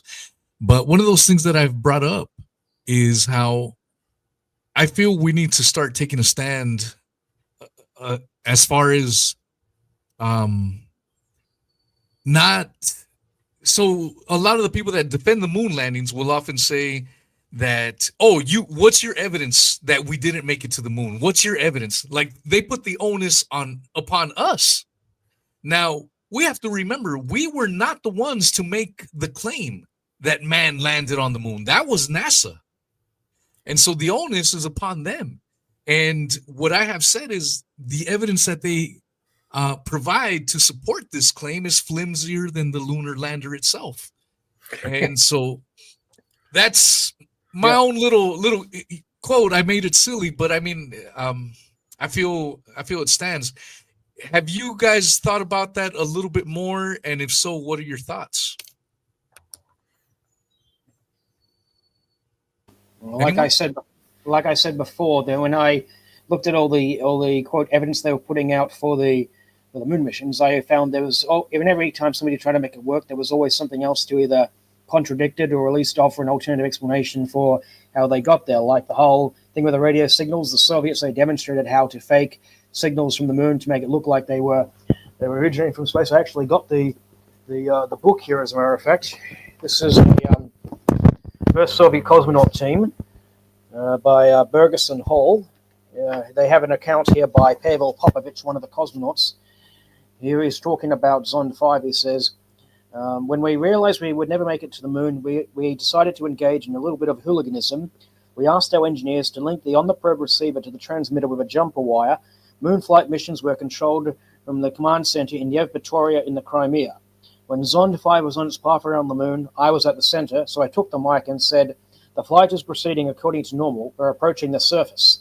Seconds later, my report, as if from outer space, was received on the Earth, including by the Americans. The U.S. space advisor, Frank Borman, got a phone call from President Nixon. It was actually President Johnson at the time. His memory seems to be a bit in error. Okay, who asked, "Why is Popovich reporting from the moon?" My joke caused real turmoil. In about a month's time, Frank came to the USSR, and I was instructed to meet him at the airport. Hardly had he walked out of his plane when he shook his fist at me and said, "Hey, you space hooligan." Yeah. Because the Russians are very good chess players. They know how to manipulate things. And they manipulated America very well. It's called the art of the deal, I believe. Was that Trump's book? Yeah, Oh, yeah. That's what I was deliberately referencing. that's right. And I think that the current president, Trump, is doing a very good job in terms of exposing NASA without actually saying so. I think if NASA ends up getting screwed over during this administration, he'll probably just say, "Oh, that was Biden's fault. That was Biden's fault." That's his response to everything. It seems when something goes wrong. Well, it may The well economy be. crashes. Oh, it's Biden's fault. They have plane crashes. Oh, it's Biden's fault. It's Biden's fault. That's literally is how he deals with everything. He just doesn't want to take responsibility for anything. Are there? All right. Are there any, What about this question? What about no RCS thrusters firing during rendezvous and docking on any of the missions? What are RCS thrusters? That's a reaction control system. Okay. Yeah, they little jets. They basically try to steer the spacecraft through space to maneuver it. And I believe what he's talking about is how there are no visible plumes. By comparison, you can see the footage from Soyuz, for example, when it's firing its thrusters to get away from the International Space Station, or the Dragon spacecraft. They all use a type of hydrazine to make these maneuvers away from the space station. You can always see the plumes. I've seen multiple excuses that they seem to put out. That one of them claimed, "Oh, well, the frame rate of the camera wasn't quick enough to capture the plumes." What every single time, every single firing that they did, every maneuver they'd ever done in the entire Apollo record, surely it would have been at least one occasion where it would have been recorded. And then they would say, "Oh, well, it uses a different exhaust and a different propellant, and that would have produced an invisible plume." Well, you can actually look at the combustion products of the plumes, and I don't remember the numbers off the top of my head, but you can look at the combustion products of the propellants they would have used. In each case, the visible part would have been the water content, the steam it sort of produces. You would have seen that content, in the firing, especially with all the sunlight that's shining onto these things that are crystallizing in space as it's firing. So that one. Jared, I think this J.D. Dean has a pretty good question here. Can you answer that one? Because you and I just put a video together on this pretty much, didn't we? About the O2. Yeah, let me just read the question here. What is the comparison on the amount of O2 and water they're planning to load into Artemis with what was listed on, say, Apollo 17? Okay, well, what they would do on Apollo to produce people seem to think that, oh, you need to carry all these scuba tanks. Well, you don't need to have that, you see, because what they carry on the spacecraft. So I believe the shuttle did something similar. Of course, they had air. They had actually air, not just pure oxygen. But what they would do on Apollo, anyways, they would have liquid oxygen. Okay, and they would convert that into gaseous oxygen. Put that into the cabin atmosphere to get rid of the carbon dioxide. They would use lithium hydroxide canisters, which take the CO2 and convert that into water vapor and the like. And so the idea is that you would have to have enough CO2 scrubbers to last you the whole mission. there was that scene in the Apollo 13 movie, for example, when they had to jerry rig one of the CSM canisters to fit in the lunar module canister filter, because the lunar module had square cartridges and the CSM used cylindrical ones. And so, or was it the other way around? I can't remember. Yeah, I think it was that's right. It was the square ones in the command module, and I think it was cylinder ones in the lunar module.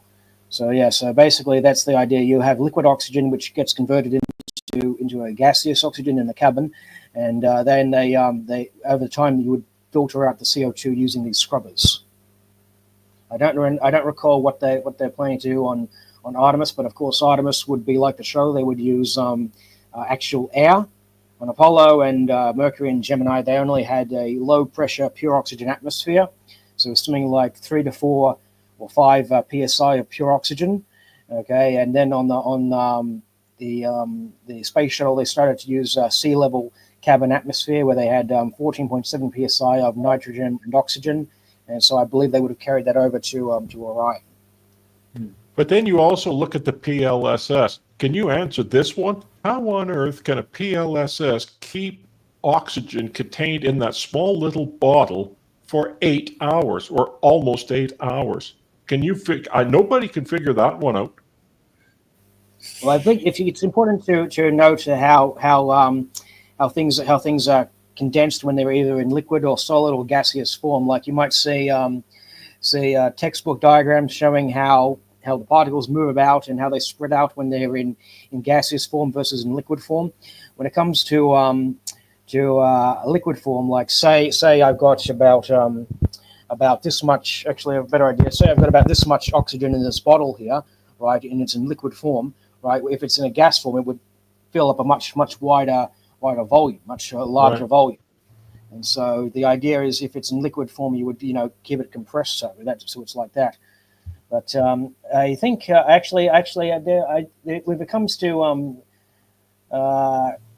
but the bottle is so small. I mean, you see the size of that bottle; it's not very big. Yeah, I just remembered this off the top of my head. I remembered in her winter years, my grandmother, she was on here. She had to breathe oxygen, a lot during her winter years, and the bottle which would carry around, there would be it would be about the size. Basically the size of a scuba tank that they would carry. We would fix that to the wheelchair, and she would breathe off that if she needed to. And I think that would fit about I don't know the top of my head. I think it was like 3 hours worth of oxygen. I can't remember off the top of my head, but it was we would use that when we'd travel, and so then you'd have to pump it up again and everything like that with the pump. So let me just look at this up. What did the Bliss use oxygen wise? Was it liquid or was it gaseous? Let me look. This oxygen tank Apollo. Looks like Missy T's come up with the answer. She's a former nurse, so she should know. Yep. 400 to 500 milliliters. Okay, cool. Yeah, How long would that take for a human to consume? Thank you, Missy. Oxygen. Probably not much. Okay, yes. On Apollo, it was gaseous oxygen. Not my mistake. It wasn't liquid, but they had, on the Apollo command module, they had liquid oxygen, which would convert to gas. But in the Apollo portable life support system here, it says they used a gaseous. It said it held 6 pounds of gaseous oxygen at a pressure of 5,800 psi. So yeah, that's why they're able to hold. They've got a whole bunch of oxygen compressed into this tiny compartment and stuff. And so, yeah, in the actual suit, they would pressurize it to between 3 to 5 psi, and that's because, like, if you understand, they don't build solid exoskeleton type walls on the spacesuits and stuff. So even on the more recent spacewalking missions, they don't have that luxury. So that's why when they go into the airlock on the International Space Station, they first breathe in pure oxygen, so they don't suffer the bends, get all the nitrogen bubbles out of their lungs, and then they get into the spacesuit, which is relatively flexible, relatively lightweight compared to the walls on the space station, and that's why the spacesuits are only pressurized at about 4 psi. Now, here's a question I've never heard the answer to. When the astronauts were on their way to the moon and allegedly walking around on the moon, they were wearing nappies, or adult nappies. How many nappies would 3 men for 8 days require for numbers 1 and 2? I reckon probably about 80 to 100. Where were they stored in the command module and the lunar module? I don't think they stored that many of them, but they only really need to wear the nappies when you're doing a EVA, because obviously you can't go to the bathroom while you're out walking on the moon, supposedly, or when you're out, even on the spacewalk, when you're flying around in space, you need to have the nappies underneath the actual spacesuit. So when you're actually aboard the spacecraft, they would have a little miniature, a makeshift toilet sort of thing. What they would have is for urinating, they would have like a tube that you would connect to your penis, and you would just pee into that. On nowadays, they have a little vacuum thing that you put your butt over that, and that will basically pull the stool out as you're taking a dump. On Apollo, they would have had to use bags, which you would then defecate into that and just stow that away. But the diapers thing, that they only have to wear that during an EVA. If you're in the spacecraft itself on the trip there and back, then you don't really have to worry about diapers unless it's an emergency, if the toilet's not working or this or that, So, in fact, I remember some years back, there was concerns that there was one of the toilets on the International Space Station needed to be replaced, and they had to be in a rush to get the shuttle flying up there to bring up the replacement toilet. And I never forget this, they mentioned on the news, if they can't get the toilet up there soon enough, there's this option, which is much less pleasant, a space nappy. Now, officially, didn't they leave 3 bags of, not to be disgusting, but 3 bags of fecal matter are still supposedly on the lunar surface? Yeah, supposedly there is left on the moon. That'd be okay. Well, NASA can say whatever they like. Doesn't necessarily mean it's true. Right. Because they can't prove it. So if anybody who works for NASA or used to work for NASA happens to be listening in here, please come along and answer some of our questions if you know the answers. I think the lack of NASA's contribution to our show demonstrates they either don't know the answer to the questions or they couldn't care less because they know that Apollo was faked and they don't dare admit it. So maybe Doge under Elon Musk can have a look at it, because NASA have consumed a considerable quantity of American taxpayer money doing all these things. Are the American taxpayers happy with the billions of dollars consumed by NASA over the last 20 odd years where they haven't gone anywhere in space? No. So if there's anybody from NASA listening in, please contribute. You'll add to the conversation. I want to see this. I'd love to hear it. I want to be proved wrong, as I keep saying. And for 30 years, I've been saying, please prove me wrong. Hasn't happened yet.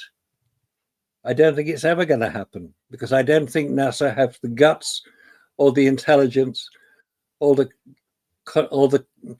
prepared to make a contribution to honesty and truth to come out front and say, okay, we got it wrong. We didn't land on the moon. These are the reasons why.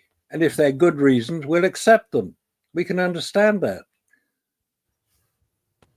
Yeah, well, it's the same thing about the fuel and the propellant. Well, the helium tank in the bottom of the in the bottom of the LM. Well, where did the helium tank go? Why did that helium tank vanish when they needed that to help push the propellant out? You want to take that one, Scott? Because Jay Dean has a question about this.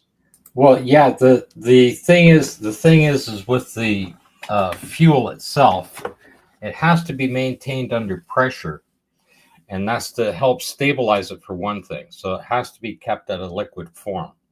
So there has to be a certain amount of pressure given to it. So the Fuel tanks themselves have a bladder on them, and then they used helium to push against it to squeeze it out on the thing and still maintain the pressure without it becoming a liquid or a gas, or change from a liquid to a gas, because then it's very unstable.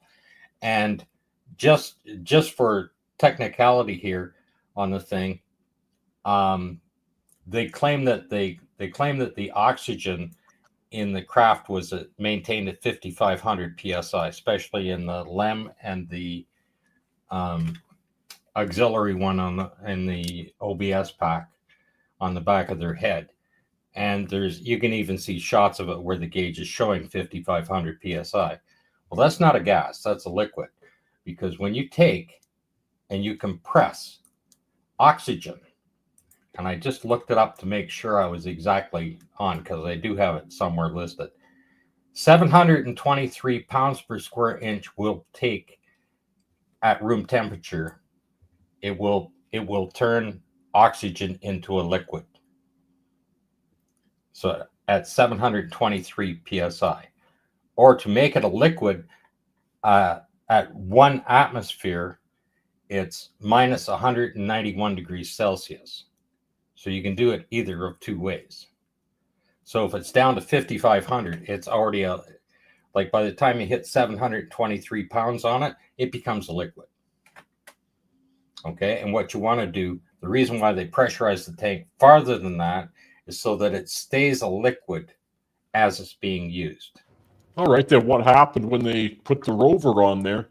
Of course, they had to get rid of that tank. On the LEM, okay, they simply removed what's that, the module 1? The quadrant 1. The what? Quadrant 1 or 2?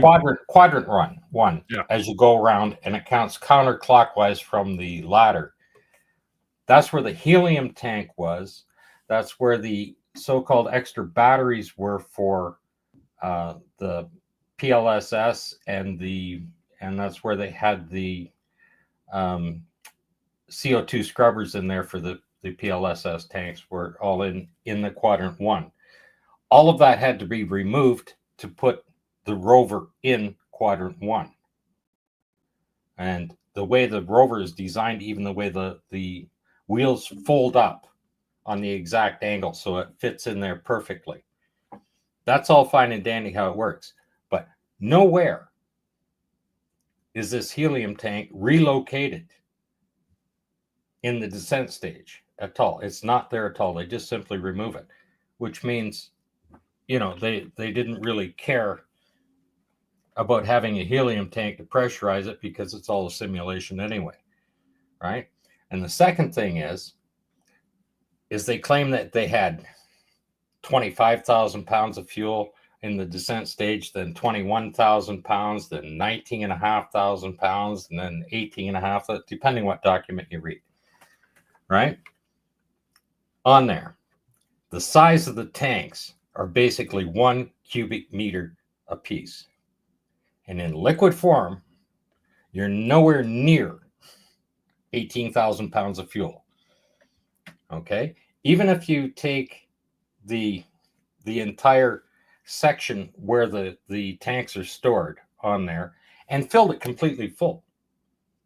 If you fill them completely full of concrete, you've only got 14,000 pounds. Okay? The fuel weighs 9.5 pounds per gallon, per US gallon. And the oxidizer was only 5.9 pounds per gallon in there. Concrete weighs 22 pounds. And that still won't. If you filled that entire section up, never mind the tank, just fill it up. Okay?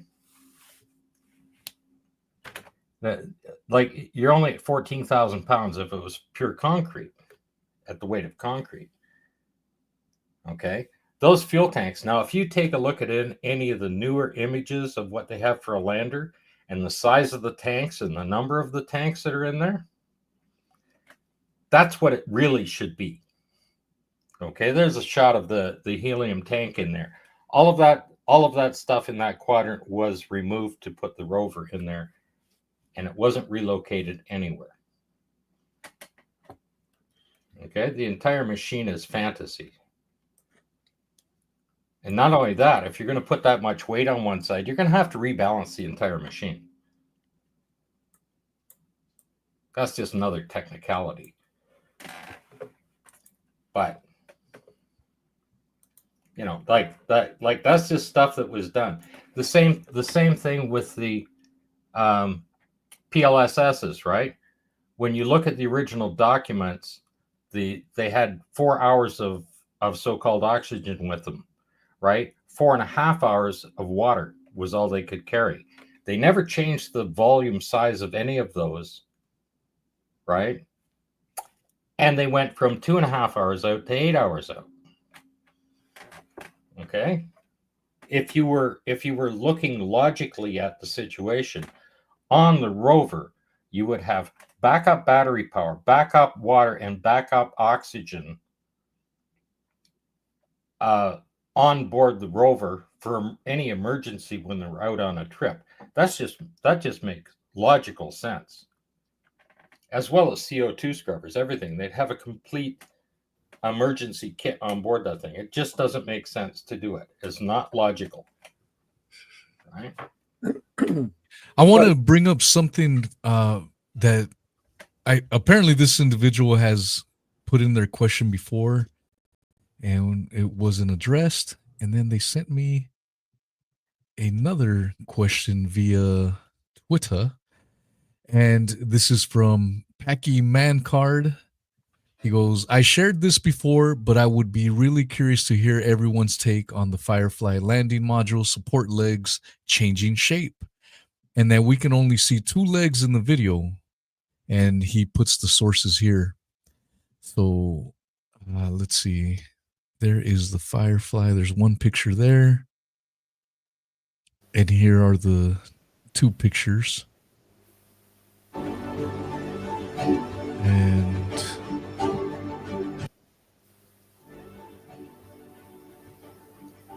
the landscape looks a bit overexposed to me. I would say that the if we're looking at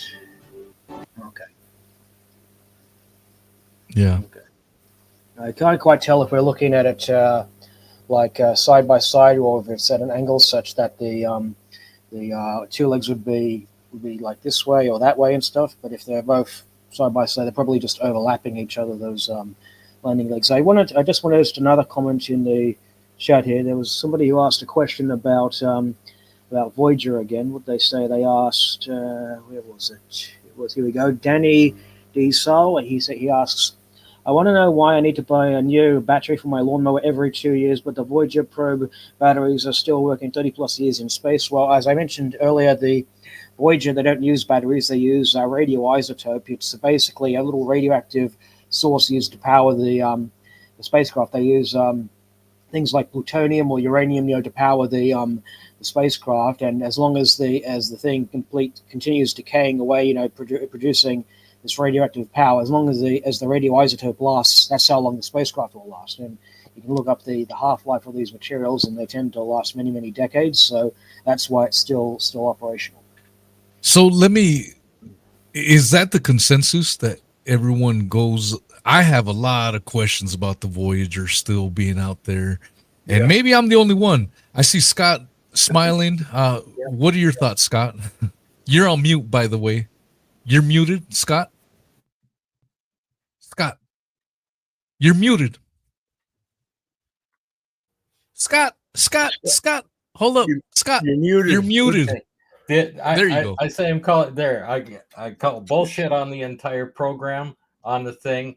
I mean, the next thing they do when you look at when you get to Kaku sitting there sending back images, that's what's the latest thing on the internet.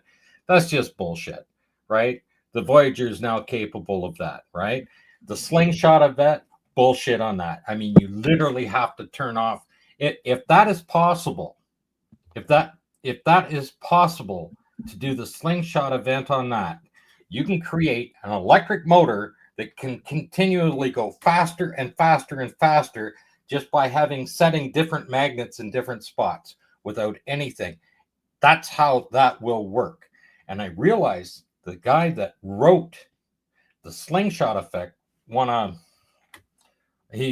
don't know what he won, a Pulitzer Prize. He won something. Anyway, he won some kind of award for the 70 page of mathematical bullshit that he wrote. Okay.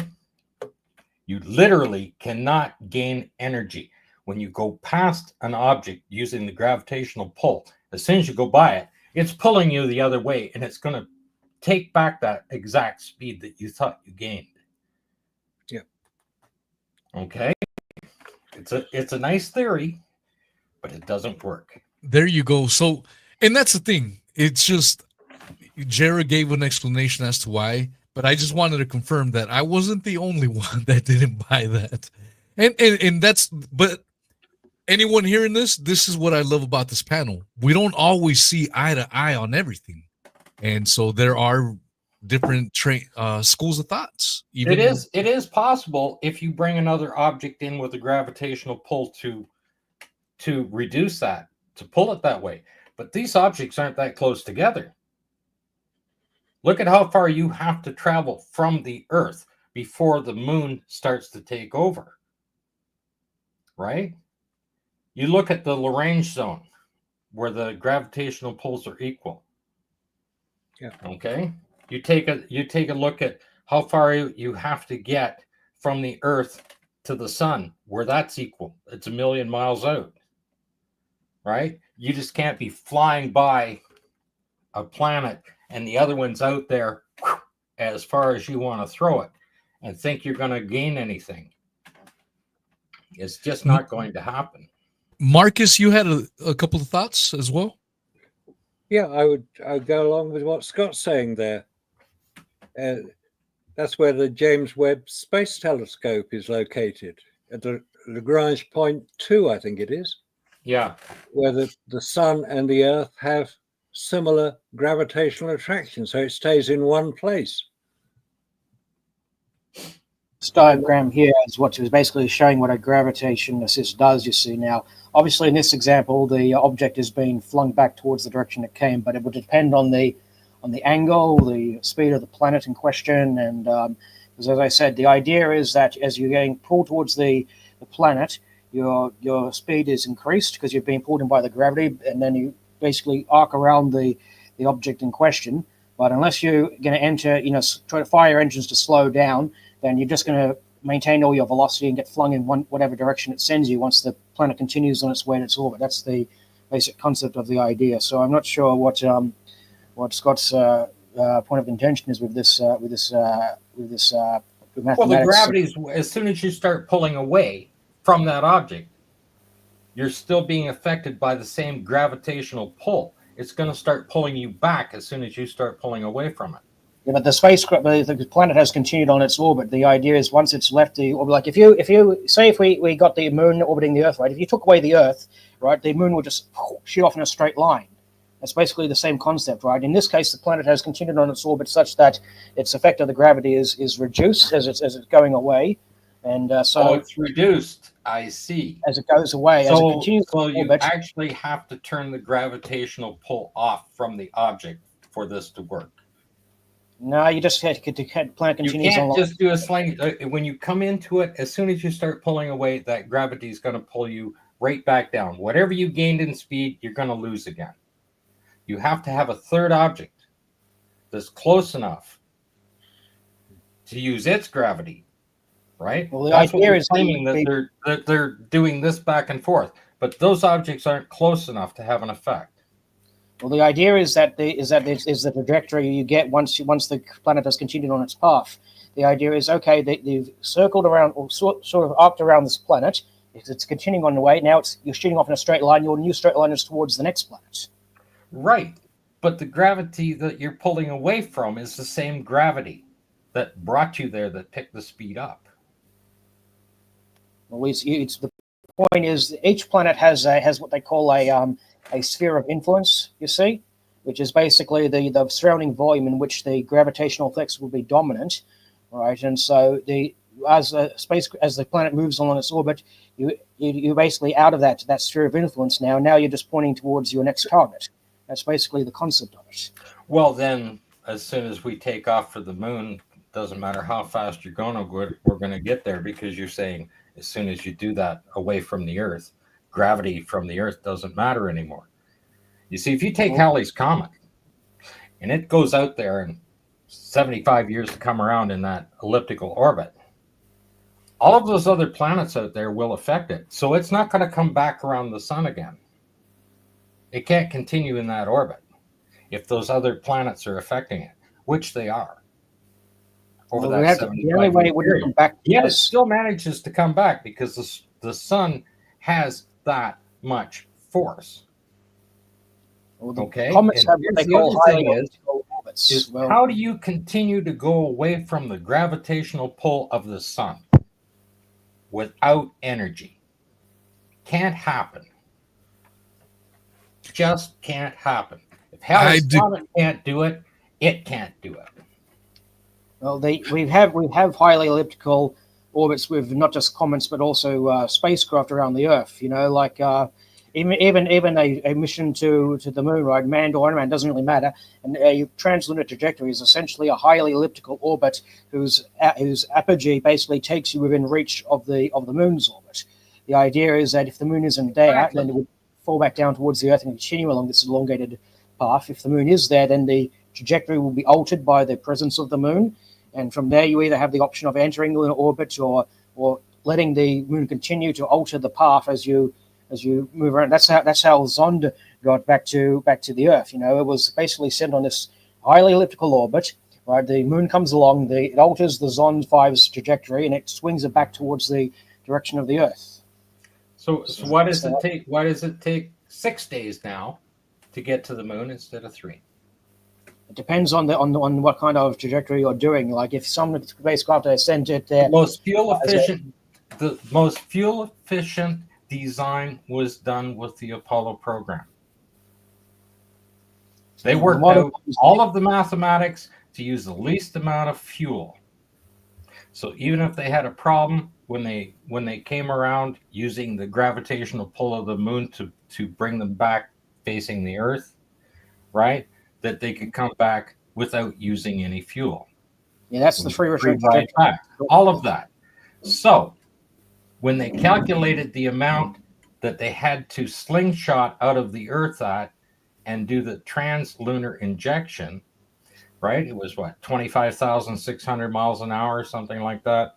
Yeah. And then they could turn the fuel off and they could coast the entire way. Well, if they're not up to that speed and it's going to take 6 days, now they're going to have to start firing fuel to keep the speed up, or the Earth's going to suck them back. So no, it depends on the orbit. Doesn't make any sense. It depends on the orbit geometry that the initial fire would put you in.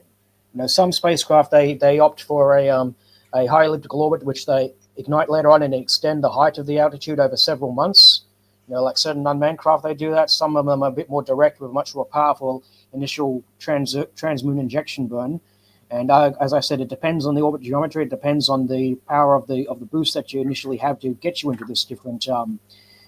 Yeah, well, these guys with the slide rules in the 60s worked it out to be the most fuel efficient. So why would they use a lesser path that takes more fuel? I'd have to look into that. It has to take more fuel. They don't have the speed up to get there. Well, I'm not very bright, but do I remember correctly that Wernher von Braun made mention of the fact that to even do these missions, we would have to have like 3 different space capsules, like filled up with to 11 launches. Yeah. Okay.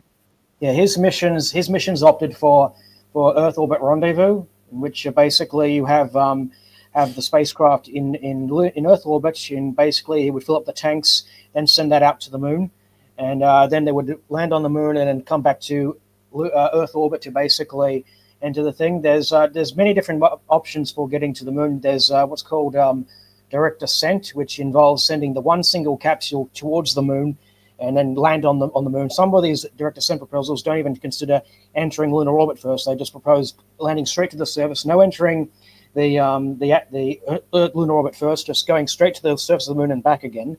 The one of the shortcomings to that is, of course, is that you need to bring the heat shield, or the return heat shield, to the lunar surface down with you, which in turn means you need much more propellant to get you off the lunar surface in the first place, which in turn means much more propellant to land on the surface in the beginning as well. And then there's the Earth orbit rendezvous method that I just said, which involves filling up the tanks in Earth orbit and saying, depending on whether or not you're going to be keeping the craft in Earth orbit, or if you're going to be returning to the moon with it, you may or may not need to bring the heat shield with you to the surface. And Apollo was supposedly lunar orbit rendezvous, in which rather than having the return capsule land on the moon itself, you just have a separate lander craft which docks with a mothership, which does the return to the Earth. But of course, when you consider what would be needed for all these different things, right, with the direct descent option, you're going to need a gigantic rocket. There was one rocket they considered back in the 50s was called a Nova. It was so huge that they would have, it sounds like something out of a James Bond film, but it's true. This is what they were proposing. It was so huge that they were considering launching the rocket fired from silos carved into the Hawaiian cliffside, because it was just so gigantic. There was concerns about what would happen if you would blow up on the pad. Now, the Apollo lunar orbit rendezvous was supposed to alleviate the need for a large rocket, but when you consider the amount of shielding that you would need, like several meters of water to shield yourself from the solar storms or the Van Allen belt, right, then you're kind of actually needing a gigantic rocket that you needed for the direct descent flight. So kind of that's the same design as Orion is now. Pretty using much, a giant rocket. They need 1,500 tons of fuel. Like after they reach low Earth orbit, they have to then send up another 1,500 tons of fuel, right? And Starlink, right now, can't even make it to low Earth orbit without a payload. And yet Musk is saying that when he gets it finished, the design, it'll lift 200 tons, which means it's going to have 8 launches of just fuel to do this lunar landing. Orion, what's that, a 4-vehicle passenger thing? Is simply the module that they ride in. It's like their home that it rides in. And then they're going to send this giant rocket down and land on the lunar surface. Right? Then it comes back up with the astronauts, put them back in Orion, and then Orion heads back to the moon, back to Earth again. And again, there's a 6-day trip there, which doesn't make any sense when they're doing that. But at the current rate, if they were using other rockets up there, there could be 18 or 20 launches just for fuel. And the other problem they have, and I just watched it today, they haven't figured out how to do the refueling in space. Now, if we have vehicles that can connect to each other in space all the time, how come a fuel system can't connect in space? That's what I'm curious about. That's what I'm looking into to see why they can't connect 2 vehicles and transfer the fuel. They were supposed to actually do that already, like several years ago and stuff, but obviously the Starship is well behind schedule and well underperforming. We discussed this on a previous show. Is that if you look at the actual speed gauge on the SpaceX live streams, you'll find that it's only traveling about 26,000 kilometers per hour, and it needs to be about 28.1 thousand kilometers per hour, and that's what you need to the minimum to get into Earth orbit, and it's clearly falling well short of that, and that's despite the tanks being run dry of propellant. And so I concluded in that show that the only 2 options, we've got 2 options here, and one is that the SpaceX has exaggerated about the amount of propellant that they're carrying, or option 2 is that the engines are inadequate for the mission. I mentioned in the previous show, as soon as you see the plumes change from orange to green, that's evidence of the Raptor engines cannibalizing themselves. What I forgot to mention is that as soon as you see the orange flame, that's actually a sign of a fire, an onboard engine fire. Yeah. I've watched those. What is very interesting is when you're watching them that are actually going into low Earth orbit, they actually go up to a certain height, and the speed isn't that high. They actually drop back down 8 or 10 miles, back down to get the orbital speed up. And that's with anything that's being launched out there. The amount of thrust, the speed that the exhaust is coming out, it's like stepping on a gas pedal in a car, right? It only goes so fast.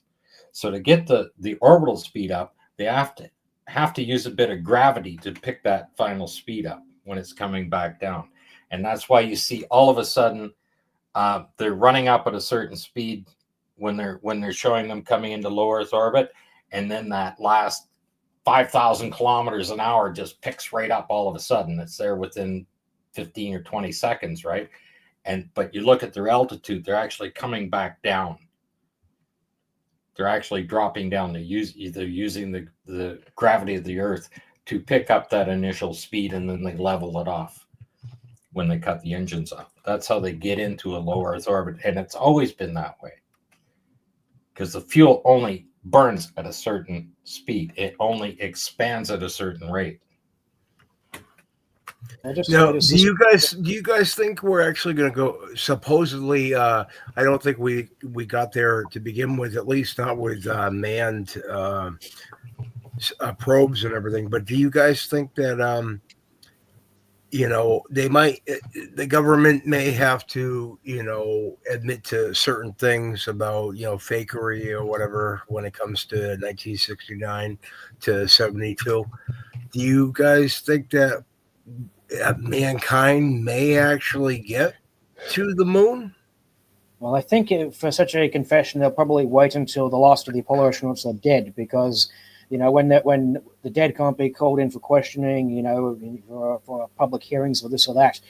And so they'll probably, if there is a confession, it will be after the last of the Apollo astronauts has died. But when it comes to getting to the moon, they really got to clean up their act, I guess, and get a rocket that I actually did. I regret making these videos now because they were built on exaggerated claims and false promises by Elon Musk. I had produced a whole playlist of videos theorizing how to get to the moon for real using the SpaceX technology, because back then he was basically promising us a one-day equivalent of the Nova rocket, something that could lift the shielding that would be needed. What he delivered was a modern-day equivalent of the N1 rocket, which was Russia's equivalent of the Saturn V, which had like 30 engines in the first stage, which they couldn't control. And even that's been too generous an analogy, because the N1 was supposed to reach Earth orbit. But, so we'll just have to see what happens, I guess, in the long run. Somebody left a comment here asking, do you think there's any chance Artemis 2 will be hoaxed? Could they send an unmanned craft again for tracking purposes? That is a possibility. Personally, I think they're more likely to just cancel Artemis 2 before it even gets off the ground. That seems to be their modus operandi for the last 20 or so years, or 30, 40 some years. They were proposing back in the, oh my God, but even longer than that, probably about 60 or so years, because they said in 1969 they could have men on Mars by 1982, and obviously that didn't happen, and so they've been putting it off, and it's just I think this is my own thoughts, but I reckon that they just they don't want to put a man on the moon. They just want the promise of putting a man on the moon for votes. That's basically what it comes down to. That's probably it. They keep kicking the can. I'm sorry. Yeah, I'd just like to say a few things about the anything that's going to be happening on there. Because we like to see human form, we have the technology that's in our robots right now, like what Boston Robotics is doing and what Honda does, right, with their machines. Those robots are already in a spacesuit. Okay, they can handle the temperature, they can handle the radiation, they can handle everything, right, on there. So you put those guys in there, you design the thing around it so it's capable of handling a human, but you put a robot in there that's doing that job, right? Then you find out how that works. Then you find out what the environment is really like and see if it's actually physically possible to put a human in the place of that robot. Right. Right? Yeah, but what about this? That's where I see it's going. But what about this? Let's take this, for example. this Artemis system. Now, I heard that Trump is canceling the gateway, the lunar gateway. And there was something else that he was canceling. But let's just take a look at the lunar gateway. According to them, that's the only way that they can get people to the moon, because that system has to first dock with the gateway before they can take the craft down to the surface. So what I don't understand is this. Well, first of all, we didn't need that back in the Apollo days. We didn't need 13 or 8, 13, 30 rockets full of fuel to refuel these things. And we didn't need a lunar gateway. Now, it's interesting that von Braun suggested that they had a space station there that they could dock to, refuel, and then go down. But that didn't happen. So why do we need it now? Does anybody want to try that one? Why do I'd we like to need make this now? some comments about that, because that was a silly idea to begin with, this whole station, because they're basically proposing an equivalent of the International Space Station in lunar orbit. Well, the only occasions when the International Space Station only requires some moderate shielding, about 20 grams per square centimeter of shielding. If you look at the several meters of water, 2 meters of water, that would be about 200 grams per square centimeter of shielding. Okay, and so the ISS can get away with the lighter shield because it's within the Earth's magnetosphere. By comparison, the moon is only in the magnetosphere during the full moon. That's because it passes through the tail. The magnetosphere is blown backwards by the solar wind current in this tail. And so at best, the only time you'll receive the same protection that you get on the ISS is during the full moon. Okay, for the remainder of the trip, your space station is going to be exposed to the hostilities of space. It's going to be exposed to the solar flares and the cosmic rays and the like. And now you're talking about putting astronauts on this thing for several months at a time, or even several weeks at a time. You're just increasing the probability that they're going to encounter a solar flare.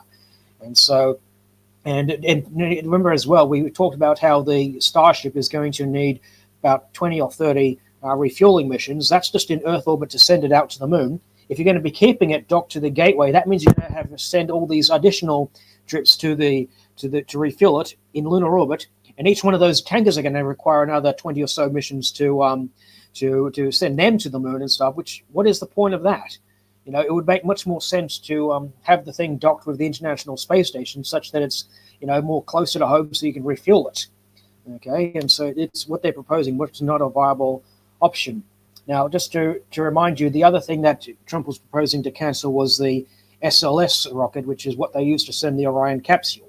They did that on Artemis 1, and they're supposed to do it again on Artemis 2 and 3, and they're proposing to cancel the SLS rocket after Artemis 3. But, it remains to be seen whether Artemis 2 will even get off the ground with the rate they keep pushing the launch date further and further into the future. Is he trying to cancel Space Force? No, he's not trying to cancel Space Force. In fact, he likes to take all the credit for that. I actually discussed this in my Trojan Smirch novel that's coming out in a few months. Space Force was not created by Trump. It actually existed before Trump. Back then, it was called the U.S. Air Force Space Command. All he did was he just took this already existing division of the Air Force, made it independent of the Air Force, and slapped a new name on it and pretended, oh, look at me, I've created a new branch of the military. Aren't I great? Right. No, you're just recycling something that already exists. Right. And that would be like if I, in fact, they've actually done something similar as well as stuff. He's typing about, oh, we've got this new agency, DOGE. This thing will cut government expenditure. You already had an agency for that. It was called the Accountability Office. That's right. What's the point of having that? And all this DOGE one has done so far is basically put a stop to any investigations against Elon Musk's various companies. There were those 2 rockets that blew up. It's all bullshit. Anyways, Marcus, what do you got to say, Marcus? I was just thinking about what was been said earlier about the gateway.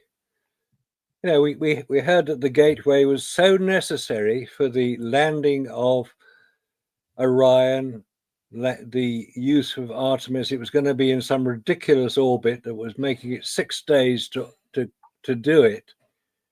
So if you didn't meet up with the gateway at the right moment, you had to wait somewhere, probably in orbit around the moon, for it to come back again. Which seems a ridiculous idea, absolutely ridiculous. And that gateway that we keep hearing about as the only way to land on the moon again hasn't been built yet. I don't know if the contracts have been put out. I don't know who's going to do it. Probably Boeing. Could I be think there were some Lockheed. European companies who had received some contracts, or some people within the European Space Agency who had received some contracts or proposals or something like that. Extension. Boeing has left the U.S. All right. Okay. So there are all sorts of people competing for these contracts to build something which nobody knows it's going to work. And they haven't even got the heat shield sorted yet, because the second Orion launch took place when they allegedly orbited the moon. We assume that they did, because the Orion capsule then came back, presumably at lunar orbit return speed, which is the same speed you leave Earth at, 25,000 miles an hour. It almost destroyed the heat shield. The pictures of it with great chunks missing out of it. So how's that going to work? And if I was an astronaut and I saw those pictures, I would probably be a little bit dubious about taking part in any future Orion mission until the heat shield had been sorted. It doesn't make any sense. I can see why NASA's budget's been cut, because they're not doing anything. They haven't done anything for a long time. I'll never forget the press conference that they had about the heat shield. I actually phoned into that one. All the reporters were asking questions about the heat shield, the amount of damage it had sustained, what can be done to fix this problem. Well, I had a different question. I asked them specifically about the solar flares that had occurred during the mission. I was watching the solar weather during the time of the mission, and there were three big solar flares during the Artemis 1 mission. And I specifically asked them about the flares. I said, here were the dates of the flares, and what was the shield? What was the radiation readouts as far as proton flux and energy? How well did this shield them against the detectors aboard the spacecraft? They had all these radiation sensors. They had the dummies with the Geiger counters and the scintillators and whatnot all attached to it. I asked them how well did the shielding hold up? And the guy who responded, the project manager of the Orion capsule, his name was Mark Hugh, I believe. He said, "I'm not. You know more about those flares than I do." Basically, he said, "I'm not as familiar with those solar flares as you are, but we do have Geiger counters. Their data will be important looking forward." Basically, just if you look at their press conference, when everybody else was asking questions about the heat shield, they would give a detailed answer, usually about, I don't know, 3 or 4 minutes or so as a response. His response to me was less than a minute. Yeah, because he probably didn't know. Nobody had even suggested briefing him on it. Oh, But just shows the incompetence of NASA in 2025. Yeah. And I found this out just recently, right? Actually, recently after the program, I should say, just a few days after their press conference, right? They announced that the dummies had been sent back to Germany, for analysis, so they could see what kind of radiation readouts. So when they're giving this press conference about the radiation, they hadn't even looked at the data from the radiation readouts yet, it seems. I mean, I would think that they would want to look at that before they start announcing the names of the crew who are going to be supposed to be flying this thing. That would have been something really important. No, don't forget the 2 crew members who went on second Orion mission, Helga and Zohar, they were called. They were crash test dummies, wired up with radiation meters. But we haven't had the radiation meter readings from them because it's classified. Oh dear. NASA, you don't help yourself, NASA. You really don't. Those are my cousins. Say again? Those are my cousins. We'll never find out the data. Oh, no, of course not. No. You can't get a straight answer from a dummy, so. No, they Very true. Since released the radiation readouts and stuff like that, but for whatever reason, the solar flares, we actually discussed this on a previous show. There's no data from the solar flares, just the cosmic ray, the background cosmic ray readouts. But even giving them that, the readouts are still higher per day than what was attributed to the Apollo missions, and that's despite the spacecraft having 3 times as much shielding. Yeah, but those readouts from the Apollo missions, which looked very low, relative to what one was expecting. Was it 1.14 on Apollo 14 was the highest reading? Yeah. REMS. And that didn't appear very high at all, but there was no backup to it. There was no evidence for it. It was just NASA saying, these are the readings that we took from the astronaut heat radiation shields. Well, that's what James Bond was sent in Diamonds Are Forever, to inspect the astronaut radiation shielding. And he had to escape. Obviously, somebody had worked out that James Bond wasn't supposed to be there. But then that's Hollywood normally puts out things that are for real in fictional form. That's where Capricorn 1 was so successful. That same film, Diamonds Are Forever, hold up, Jera. Just a quick reminder to everyone, the StreamYard is pinned on the Apollo Detectives live chat. Yeah. Click it. Let's get you in. If you've got any questions, if you want to talk to the amazing Marcus Allen himself, you can do that. And it's also pinned on my YouTube channel as well as my Rumble channel. And I have dropped the link on Odyssey. We have nearly 120 people. That's a good little crowd. So we've already had Chris come in, but if someone else wants to come in and discuss, even maybe you agree with the NASA side of things. Yeah. Tell us why. You bring it on. Don't be shy. This is a call-in show. Surely there's somebody there whose cousin's aunt's best friend works for NASA. So let's hear from you. A lot of these NASA apologists, what I've noticed through the years is that they love to talk via text on online comments, whether it's on Twitter, whether it's on YouTube or Facebook. They like to mock you for not believing in the moon landings. They're so loud and big. Here's your opportunity. Yeah. Come on. Let's see how loud and how sure you are about your NASA claims. This is an opportunity for those folks. Yeah. So, yeah. We've got our name up. We've got our face up. We're not frightened. Now, what did you, if you don't mind me asking everyone, did everyone end up seeing Capricorn 1? And what did you think of the depiction? Because clearly it was supposed to be based on the moon landing and not, a fictional visit to Mars. And you had O.J. Simpson in there, and I forget the director, but I tried to find him for a podcast. But Peter Hynes. Yeah, Telly Savalas was the hero. Yeah. He was going through the plane, and then the rescued astronauts appeared at their own funerals. Yes. Oh, that was great, wonderful piece of film, and then it finished. Yeah. I find it amusing that they had Telly Savalas as one of the heroes flying the plane and all that and stuff like that. Because we mentioned earlier, Diamonds Are Forever. With I actually posted a link in the private chat there. There's a scene in that film when James Bond he stumbles upon the fake moon's landing. The set, right? Yeah, the set. He walks through it, right? Yeah, I remember that. Telly Savalas, he actually played Blofeld, the Bond villain in the previous film with George Lazenby.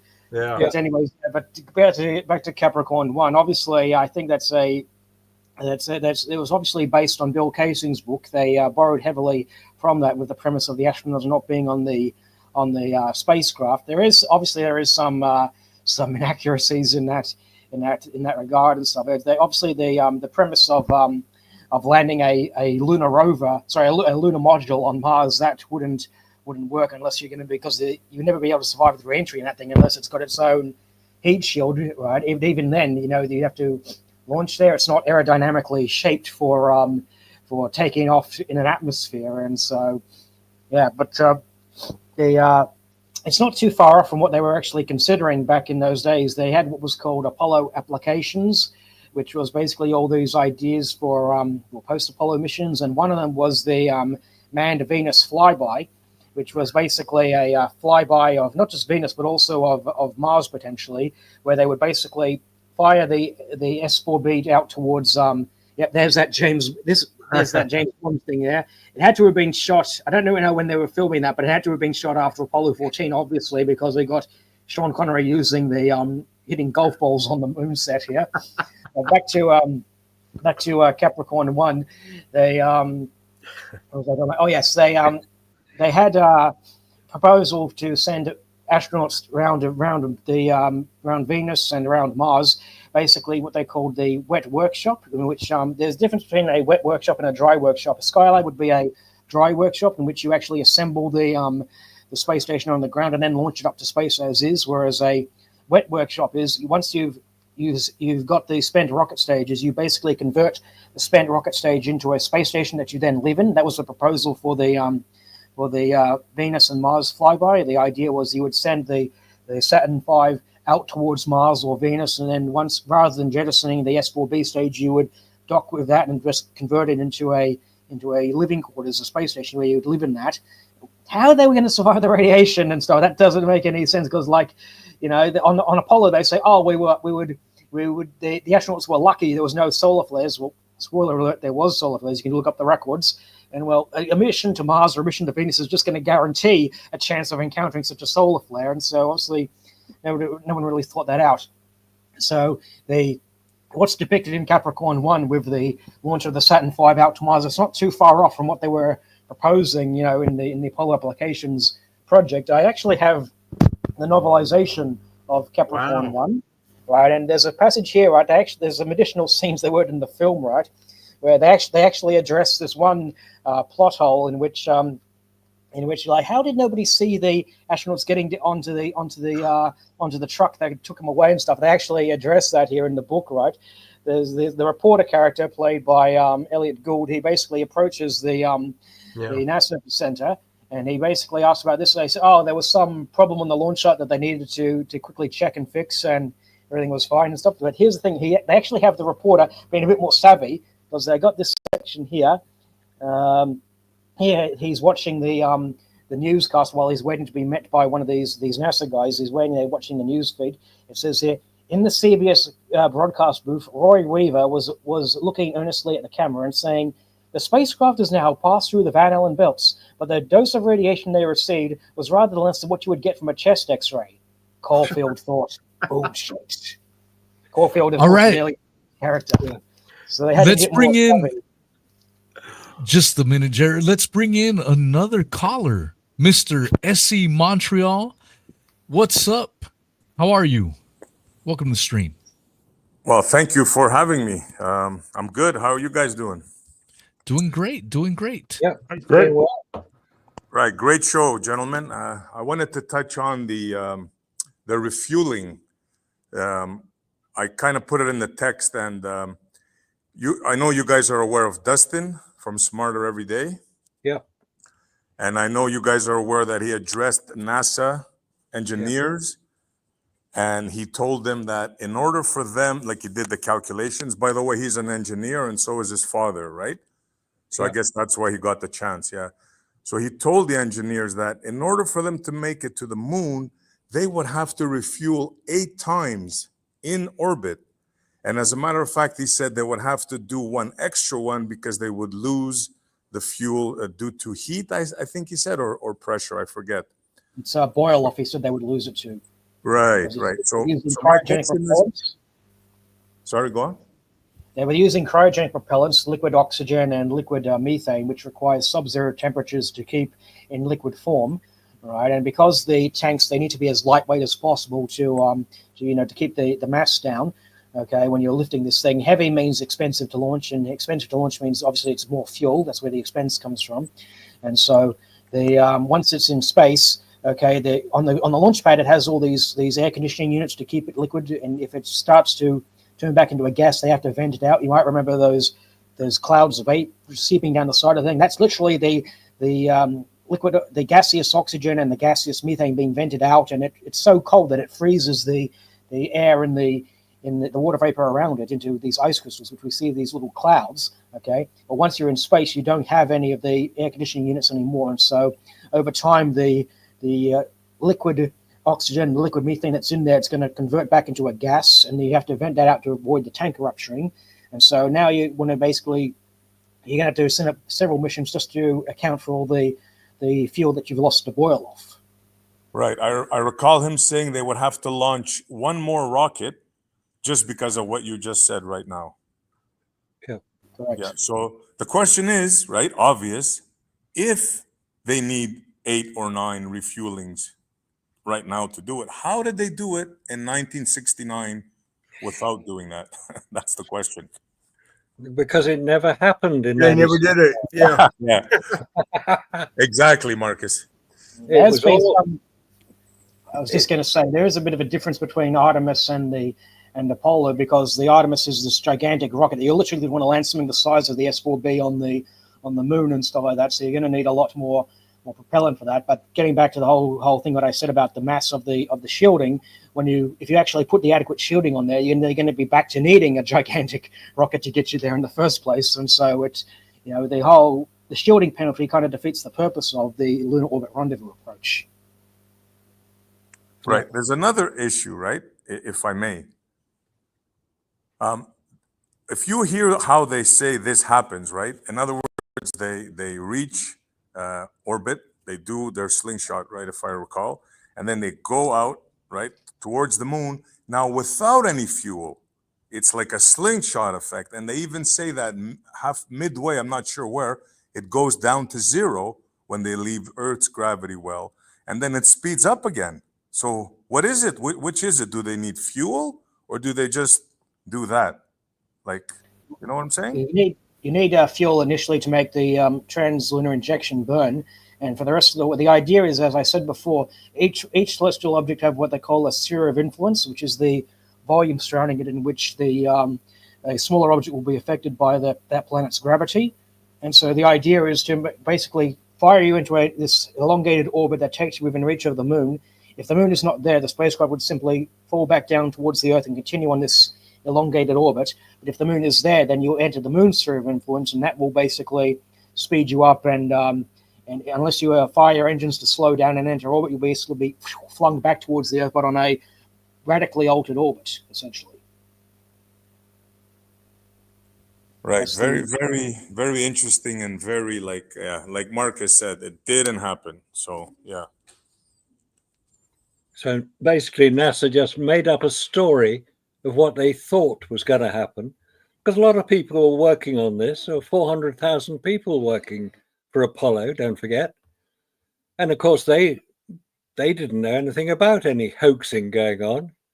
That's the big problem that they had.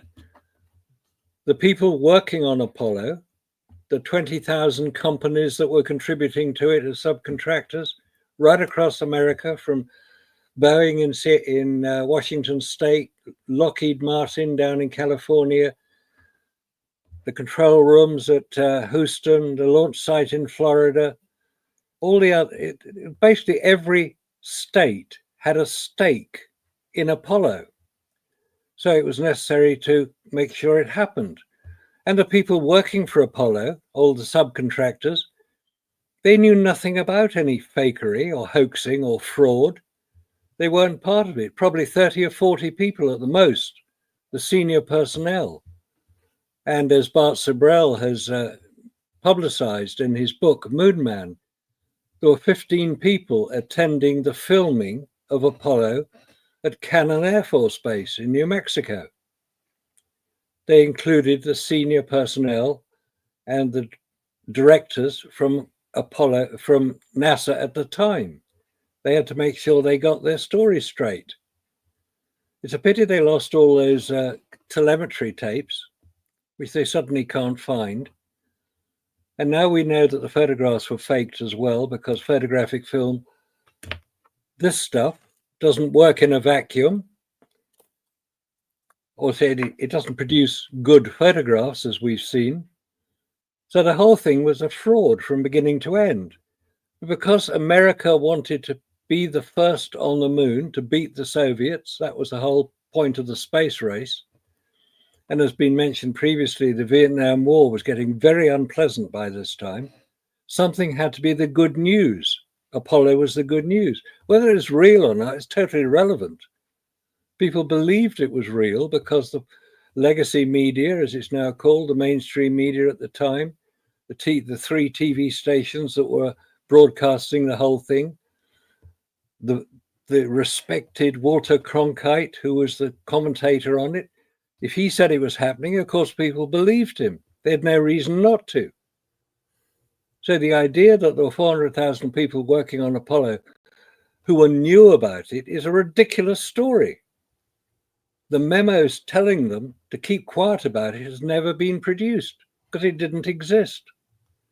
So there are many stories that people keep coming up with to try to persuade us that humans have landed on the moon is complete fabrication.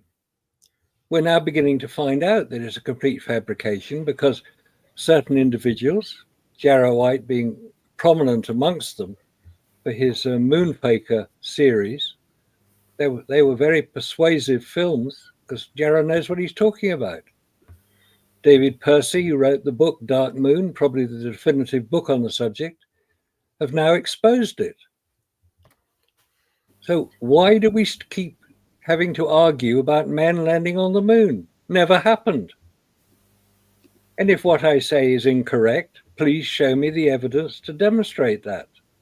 Otherwise, shut up, go away, and do something more interesting. And Mr. Allen, let's not forget that Walter Cronkite turned out to be the narrator of the cremation of care ceremony at Bohemian Grove. Oh. So his words, like if you really look at like his words in retrospect, did it really mean anything? Yeah, a good point. Very good point.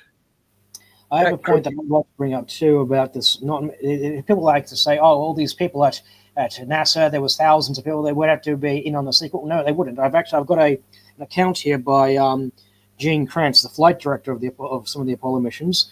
He has this book called "Failure is Not an Option," and let me see on page 234. He writes this: in the late 1960s, our simulation technology. He's talking about the simulations where they would basically feed simulated data of the landlines to the technicians, for training purposes, to teach them, get them prepared for a flight. He says, in the late 1960s, our simulation technology had progressed to the point that it became virtually impossible to separate the training from the actual missions. The simulators became full dress rehearsals for the missions down to the smallest details.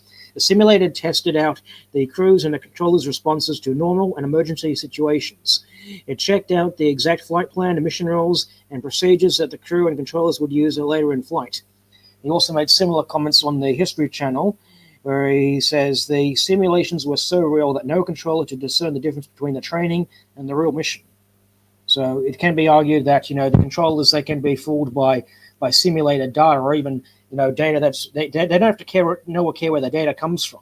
I cited the other example with the technicians in the tracking stations. Okay, the ones who actually are tracking this thing to find out where it's heading from. Well, it's demonstrated that they can be duped with a Zond 5 type hoax where the spacecraft goes towards the moon and it just relays the astronaut voices or the flight data and all this. They don't have, they wouldn't be the wiser. Frances Northcott, one of her interviews that are on YouTube, states exactly the same thing. Yeah. Okay. Her nickname was Poppy, I guess. Well, we have her in a bikini, so. Yeah.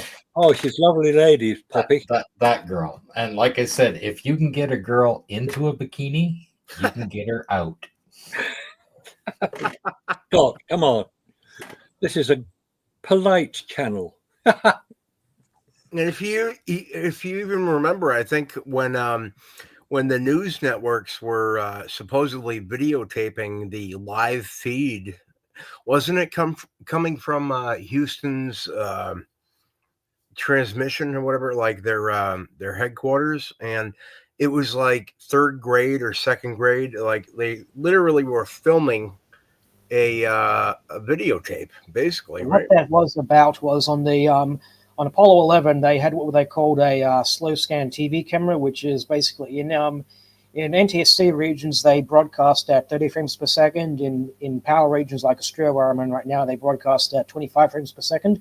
On Apollo 11, the camera was supposedly 10 frames per second. So to convert this to to NTSC, they basically had a TV camera pointed at a screen displaying this 10 frame per second feed, which basically recorded the same picture 3 times, and that was then broadcast to the world. Because you're filming at a picture of a TV screen, you're eventually degrading the footage. Apparently, even though the later missions they used the NTSC cameras, they did that for the later missions as well, where they would broadcast off the TV screens, which that doesn't make any sense. Why they would need to do that again? You can understand the conversion for the slow scan TV, but not for if it's NTSC to begin with. And plus, there's also the archiving method of Kinescope. That's where in the old days before they had videotape. Why they continued doing this in the 60s, I have no idea. But in the old days before they had videotape to record TV shows for rebroadcast, they would have a film camera, a 16mm film camera, pointed at a TV screen, and they would record the video feed that way and stuff. And so now it's on 16mm film, and to rebroadcast it, they would simply project it, and they have a TV camera pointing at the projection and stuff. That's what they would do in the days before they had videotape, before they had quadruplex and things like that. Now on Apollo, they broadcast, they had both videotape and Kinescope archives of this thing, and the Kinescope seems to be the more frequently brought up ones and stuff like that. So of course the Kinescope is going to degrade the footage as well in its own regard. You add all these film artifacts to the image and whatnot, and so yeah, I think that's what you're talking about there. Yeah, and this is in the era when we had brand new color TV or whatever with Gilligan's Island and so nice, clear picture and everything. And apparently this is supposed to be the most remarkable thing in human history, right? We put a human being on the moon and they're videotaping it, basically. Oh, it's great stuff, isn't it? Oh, yeah. And also, don't forget the satellite that was launched in December 1967, the Tetra A, Training and Testing Satellite. That's what Tetra A stands for. And that was used to transmit the communication so that the technicians at Houston would believe that something was coming from space, which it was. It was coming from a Tetra A satellite. So if they've got all this recorded information, because they did real-time simulations of every mission, they just recorded it and retransmitted it and said, oh, look, we got astronauts on the moon. Well, of course you got astronauts on the moon if you've recorded it in a studio somewhere on Earth. Yeah, you can do it. It's not rocket science. It's just special effects from the film industry. Yeah. And as somebody mentioned earlier on in the chat, Douglas Trumbull may well have had something to do with it as the special effects director on 2001: A Space Odyssey. Nothing to do with Stanley Kubrick, who was the director of the film. He was far too busy getting his film finished to have anything to do with Apollo. And his daughter, who's been asked directly, Stanley Kubrick's daughter has been asked, did Stanley Kubrick direct the Apollo missions? And she said, no, he did not. Why would she lie? She was working with him on the film the whole time. She knew what was going on. Douglas Trumbull had worked for NASA previously. He was a brilliant special effects director. He used models. He used mannequins. He didn't use green screen. He used film. It was all done in camera. And the film that explains it, Make Believe, Smoke and Mirrors, is the definitive film on how the whole thing was created. It was all done in studios, on miniature sets, using mannequins. If you go to the Aulis website, which we've seen already this transmission, aulis.com, in the film section, you'll find Make Believe, Smoke and Mirrors. Very few people have even seen it. It was removed fairly quickly after it first appeared. Nobody knows who created it. It was an anonymous filmmaker, but he obviously knew about film technology. And he explains how Apollo was done. It's not difficult to understand it. This is why Apollo was a fraud, a fake, a fabrication, a political event, created by the US government with all the special agencies behind them helping to create the environment that would persuade the world that America had landed humans, not unmanned craft, humans on the lunar surface. It never happened. It was Well, that's the other reason. And I think, Marcus, that's the reason why we are so shadow banned. You know, Yeah. even on TikTok, I was just showing Wheezy here, if we could put this up, what I just posted. I posted Because, something in the chat as well. yeah, because you could see what happens here. I mean, we're so shadow banned, blocked, and people are asking, well, you might have your system set for kids only. And I just posted here. I don't know if Wheezy can show it or not. I put it in the little box there. But in any, yeah. So Wheezy, can you put that up? Can you bring it up? Which link was it exactly? I put it in. I posted it here. You just have to bring it up. Is it a YouTube link? And yeah, it's in the box. In where the present is. Oh, I'm sorry. Here we go. Yeah, there we are. So now you can see that it's not set for kids. But then what happens if you go to the Faking Space series that Paul produced? They've changed all of those to set for kids individually. And when we change them back, we come back a month later and they've changed it all back to kids. So, we're really getting a lot of games played on us here. And now we are shadowed on TikTok and on Rumble. So, and Twitch. Twitch actually removed our video. God. Can we put the link up for TikTok? Because it has to be a very specific link. You have to have the link to be able to find our channel. That's right, and it won't post in here. It's too long. I posted something in the private chat as well. Basically, one of my references that I was talking about just now. Yeah. I want to bring in a caller, BRV, also known as Billy Ray Valentine. He is the host. He is a legend in the podcasting game.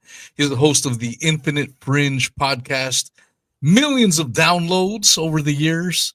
And I think he may disagree with us, but he's a lovely guy. He's my friend. What's up, Billy? Billy, He's you are on mute. You're on mute, though. You're muted, Billy. Can you hear me now? Yeah, got you, my brother. Excellent. What's up, my man? How you guys doing? Good. All Yourself? right. Hope everybody's doing well. I don't necessarily disagree. I have no idea what happened that day. And I wasn't born. And even if I was born, it wouldn't have mattered. But if I had a question for you guys on any of this, you guys seem to know what you're talking about to a degree. I just don't understand what the end game of it would have been. Why The political climate.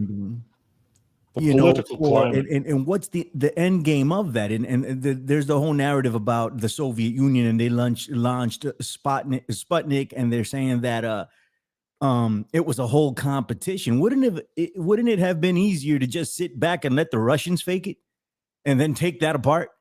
Just sit down and just, they clearly couldn't make it, or if they did make it, they faked it, and here's how they faked it.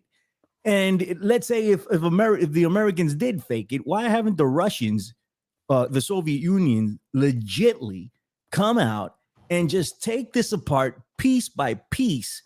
And if that happened, that would have made the mainstream news if they sat there and just took this apart.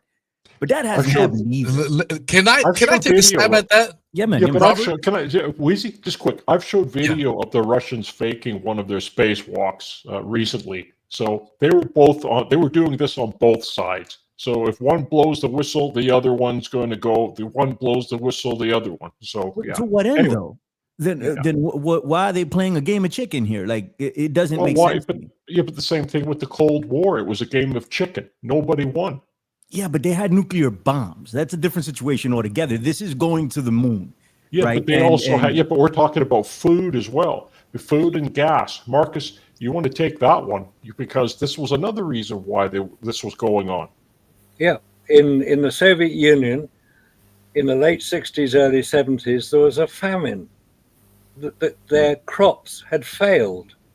America, being very generous, offered millions of tons of wheat to the Soviet Union in the early 1970s at a very competitive price. It almost destroyed the whole market. As did Canada. And Canada, thank you, Scott. And it was because they were trying to persuade the Soviet Union, as it was then, to shut up about Apollo. It was part of the, if you talk about Apollo being faked, we won't send you any wheat. So they sent them the wheat. The deal was that the Soviets didn't talk about it. And as Robert has already said, it was known that the Soviets were faking some of their missions. The first Jared, your microphone, please. The first spacewalk was faked, as we now know. So there was a great deal going on at the time. There's also the Vietnam War. Now, who was the Soviet Union providing weapons to in the Vietnam War? The North Vietnamese. So to try to persuade them to stop, America invaded Vietnam, tried to take out North Vietnamese. There was a great deal going on. The Vietnam War was very unpleasant. 58,000 American troops were killed. 58,000. I mean, that is a major problem to deal with as a political event. I have something I would like to add as well to that. Basically, whenever I have this conversation with people, I always ask, well, how are the Russians going to blow the whistle on the United States, right? And they say, well, they were tracking the spacecraft all the way to the moon. No, not all the way to the moon. They went on the record to say, oh, we didn't have the ballistics pointing data. We could only track it when it was on or near the moon. And they said, well, the Russians, they're the ones who demonstrated how to fake a mission to the moon such that the radio operators would be fooled, with their Zond 5. And so obviously they wouldn't be citing that as evidence for a hoax, because they've already demonstrated how to fake such a thing. And then we get to we brought up as well certain missions had been faked. Like there was this book here by Lloyd Malin. He was a writer for Science and Mechanics. This is from 1966, I believe. Yes, he basically argued that the Russians had faked the spacewalk of Alexei Leonov, and among other things, and much more recently, they had Jim Oberg actually went on the record to say, oh yeah, some of the footage that they released of the spacewalk was fake, but they were just careless in labeling the footage. Well, why hasn't there been any attempts to make some such correction? Some of the same footage that was demonstrated to be anomalous, like the footage of him, it doesn't really show well on the camera here, but is Alexei Leonov's, the reflections of the sun in Alexei Leonov's visor is clearly made up of 3 light bulbs stacked atop each other. Okay, and so that shows up in the visor and everything. That's evidence that they were faking that footage. That shot is still cited as being real, like it appears in I got a copy of Alexei Leonov's book right here. Okay, and he cites that. Where is that? He's got that same footage in his book in the pictures pages. Where is it? Here it is, someplace. Here it is. He uses those exact same footage, and it's labeled as being shot on Voskhod 2. It says here, outside Voskhod 2 spacecraft, 18 March 1965. Note, balloon inflation of glove. Okay, and well, this is if they were just careless in labeling the footage, why haven't they made corrections now since then? It's been what, like 60 or so years, So and then there was Weasley recently just showed the footage. Yeah, I wanted to show this one right here. This one for Billy asked, like, wouldn't the Russians have said something? This is a common question that people that believe in the moon landings often ask. Now, let me jump in there, Weezy, to clarify what I said, or just to nail it down and really give a full picture of what needs to happen.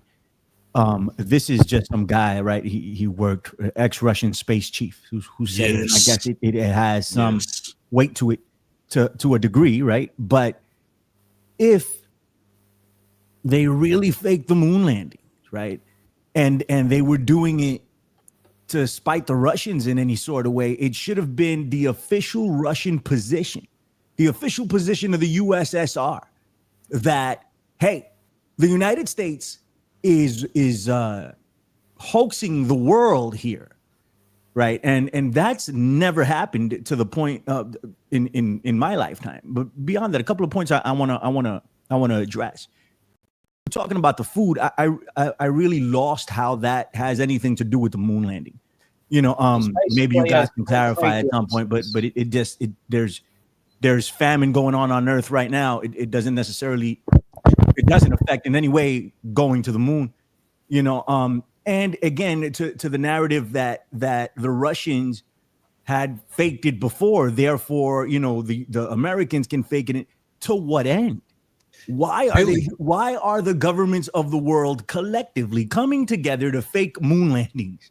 Like, what are we trying to achieve? Because I haven't seen anything come out of it except for arguments, right? So maybe they're trying to spark arguments amongst the people. But other than that, how has it affected Earth that every government and every government on Earth would, or at least the main ones at the time, would have to have come together and said, you know, we're going to fake moon landings. Let's do that. Can I take this one? Please. Can I take this one? Yes, sir. You have to realize you were talking about nuclear weapons. Right. Now we're talking about the delivery of nuclear weapons. That's what the rocket technology was all about. How much can you carry? How much weaponry can you carry as a military force? That's what the competition was about. It had nothing to do with the moon. It's who can strike first? Can they reach that distance? Can you do 5,000 miles and hit a target? Right. That's what the whole competition was about. Right. Okay. Had nothing to do with anything else. It still is today. So why the moon? That bit about the famine, of course, which basically was a. Jared, can I say something real quick? What you did, Billy, prior to this is you moved the goalpost. I did not. For the longest, you did. Go ahead, move the goalpost. tell me what's up. Let me show you how you move the goalpost, because for the longest time, people had asked, the Russians would have said something. Then we have a former top level space chief in Dmitry Rogozin claiming that we never made it to the moon. And I wanted to show you that article because if you read the way the article is structured, he's a master troll. He's this and that. They're immediately discrediting him. That is called moving the goalposts. You set one parameter, and then when the parameter is met, then you kick it off to another parameter. No, and I can't didn't. get into. But Billy, let me clarify. That's not what I did. Right. Maybe I should have spoke more clearer. Maybe that's the thing. But I don't even. I know think where I did you're that. getting at. You're talking about all the world collective. I'm can't talking go about into the this. Russians, right? I'm talking about the USSR at the time should have gotten together as the official. If you can find that, there's no moving the goalpost, right? That's my position. They should have gotten together as the official narrative of the Russian government is that there was not a moon landing. It did not happen. And here is the evidence as to why it didn't happen. It would seem to me if there was an actual space race, right, that to those implications that they're actually faking this stuff, it would seem to me that the opposition would have a hell of a time picking it apart. That would be a whole lot more easier than just saying, hey, I'm going to fake a moon landing too, right? So flipping it on the United States, right? If the Russians were the first to do it, right? Why did the United States just say, hey, they didn't, they faked this, you know what, and here's why they faked it, and here's how they faked it. Instead, they also fake it and fake it bigger. Like, I don't understand how that works. We're trying to help you to get there, my man. All right, fine, that's cool. But moving the goalpost, not moving the goalpost, clarifying my position, very different than moving the goalpost. Anybody can say, oh, this, oh, that. We got people here out the ass talking about that they didn't make it to the moon, right? Anybody can say that. Well, let's just keep this on the Soviet Union, because I already established there's a passage in this book where they explain how they faked the Zonda 5 telecommunications. They sent a probe around the moon, and basically that was thought to be manned because the cosmonaut voices were transmitted from it. They demonstrated proof of concept how to fake a mission to the moon such that radio operators would be fooled. And the point I was trying to make is that obviously people claim, oh, they were tracking the mission to the moon. Well, I just demonstrated the Soviets, they knew how to do that such that they could, fool the people on the receiving end. Okay, so obviously they can't be citing the radio readouts as evidence for Apollo, because they could just they say, oh well, you demonstrated you faked your own thing with the Zon 5. Of course, you came clean on that, right? But then the only option left would be to say, oh well, the radiation would have killed the astronauts. Okay, well that kind of shoots themselves in the foot, because now they can't then turn around and they went on the record back in 1963 to say that they can't see any way to shield their astronauts from the radiation of solar flares.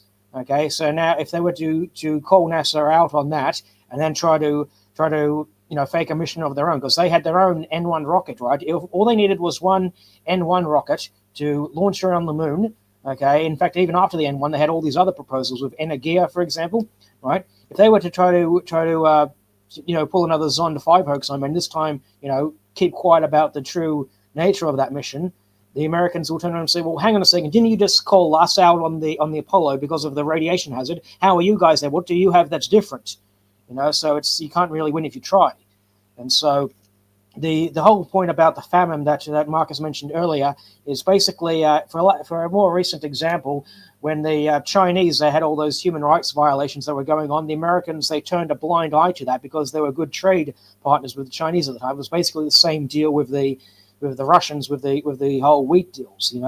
They have all these wheat deals going underway. Okay, so they'll turn a blind eye to what the Americans are doing. It's sort of the same deal with the Americans and China of more recent years. Obviously. All right, let's let Marcus in. Let's tag team Marcus in. Deliver that kidney shot, Mr. Sir. Thanks, Wheezy. Yeah, just one question, Billy, if I may. Sure. You appear to be supporting the Apollo landings as an event which happened. Please provide 3 factual pieces of evidence that it happened. At the beginning of the broadcast, I stated my position. Wheezy might call it moving the goalpost, but I don't think I am. And if we rewind it, I think we can. I think I was pretty clear. I don't know what happened. I have no idea. I've been in this conspiracy game for quite some time. I've interviewed a lot of people, Bart Sabrell being one of them twice. I've interviewed a ton of people on this conspiracy. It's one of the greatest conspiracies ever, right? Like, who made it to the moon? Did we make it to the moon? Personally, I have my doubts, but that doesn't mean that I am not going to look for ways to try to prove or disprove my position. Ultimately, what I want to do is I want to learn and figure out if we actually made it or not. I don't know if that's even possible, but I keep coming up with the roadblocks of why are they faking this in the first place? And so I keep coming back to that, right? Also, I spoke to one of my boys, Tony Arterburn. We do a show together, and he knows one of these astronauts that made it up there. I forget the guy's name, but he knows him, and I have no reason to doubt him. That's besides the point. I'm not saying that this wasn't hoaxed. It's very well possible that that's what happened. I'm just posing questions to you guys in hopes that you can provide some clarity as to why. If it was a space race and they're hoaxing each other, what's the point of it? Like, where are we going with it? And I haven't had an answer to that at all. So I'm not trying to say that they didn't, fake the moon landing. I've seen many documentaries saying that they faked the moon landing. I'm not an astronaut. I'm not a rocket scientist. I don't know anything about this beyond what I've heard throughout my life and books that I've read. Michael Barra wrote a book on it. I remember Richard Hoagland he thinks we went there, and we found aliens up there. I brought him up, Billy Ray. I brought him up with possible propaganda about the dark side of the moon, Right, like, right. about the glass structures and everything. Right. He says all that stuff is up there. Earlier I was talking with a couple of our friends with Wheezy, and we're talking about Project Pegasus, right? That people say, oh, they went to Mars and Obama was up there and all this other stuff. I have no idea, ultimately. Well, But the thing me is and that I Billy. keep coming back to is the common sense of it. Okay. If we are going to fake a moon landing and we are doing it to be superior and win a space race against our enemy, which just so happened to be the Soviet Union at the time, wouldn't it serve the Soviet Union to totally just destroy this narrative, which hasn't happened? In the official position of the Soviet Union at the time and of Russia now is that this happened, right? This is the narrative around the world. We are in the minority when we say there was a moon landing hoax, right? It's just the way it is. So, and then if we flip it around the other way, right, and say, well, the Russians started the fakery. They started this. Then how come we didn't take it apart here in the United States? Instead, we also contributed to the fakery. Well, we can fake it better than you, and that's where I'm at. That it doesn't really make sense. Okay, real quick, I want to let Marcus close this out because it's late. It's super late for Mr. Marcus. He's over in the UK, and I believe it's what 2 a.m., 3 a.m. Appreciate you. Yeah, it's 1 a.m. in the UK at the moment. Nice and quiet. Nice and quiet. But I know it's super late, and out of respect, I don't want to take too much more of your time. We've been going on for 3 hours now, sir. But Okay. I want you to help my good friend, and I love Billy to death. We're going to be doing a show next week. We're on board, and we may be talking more about this next week for sure.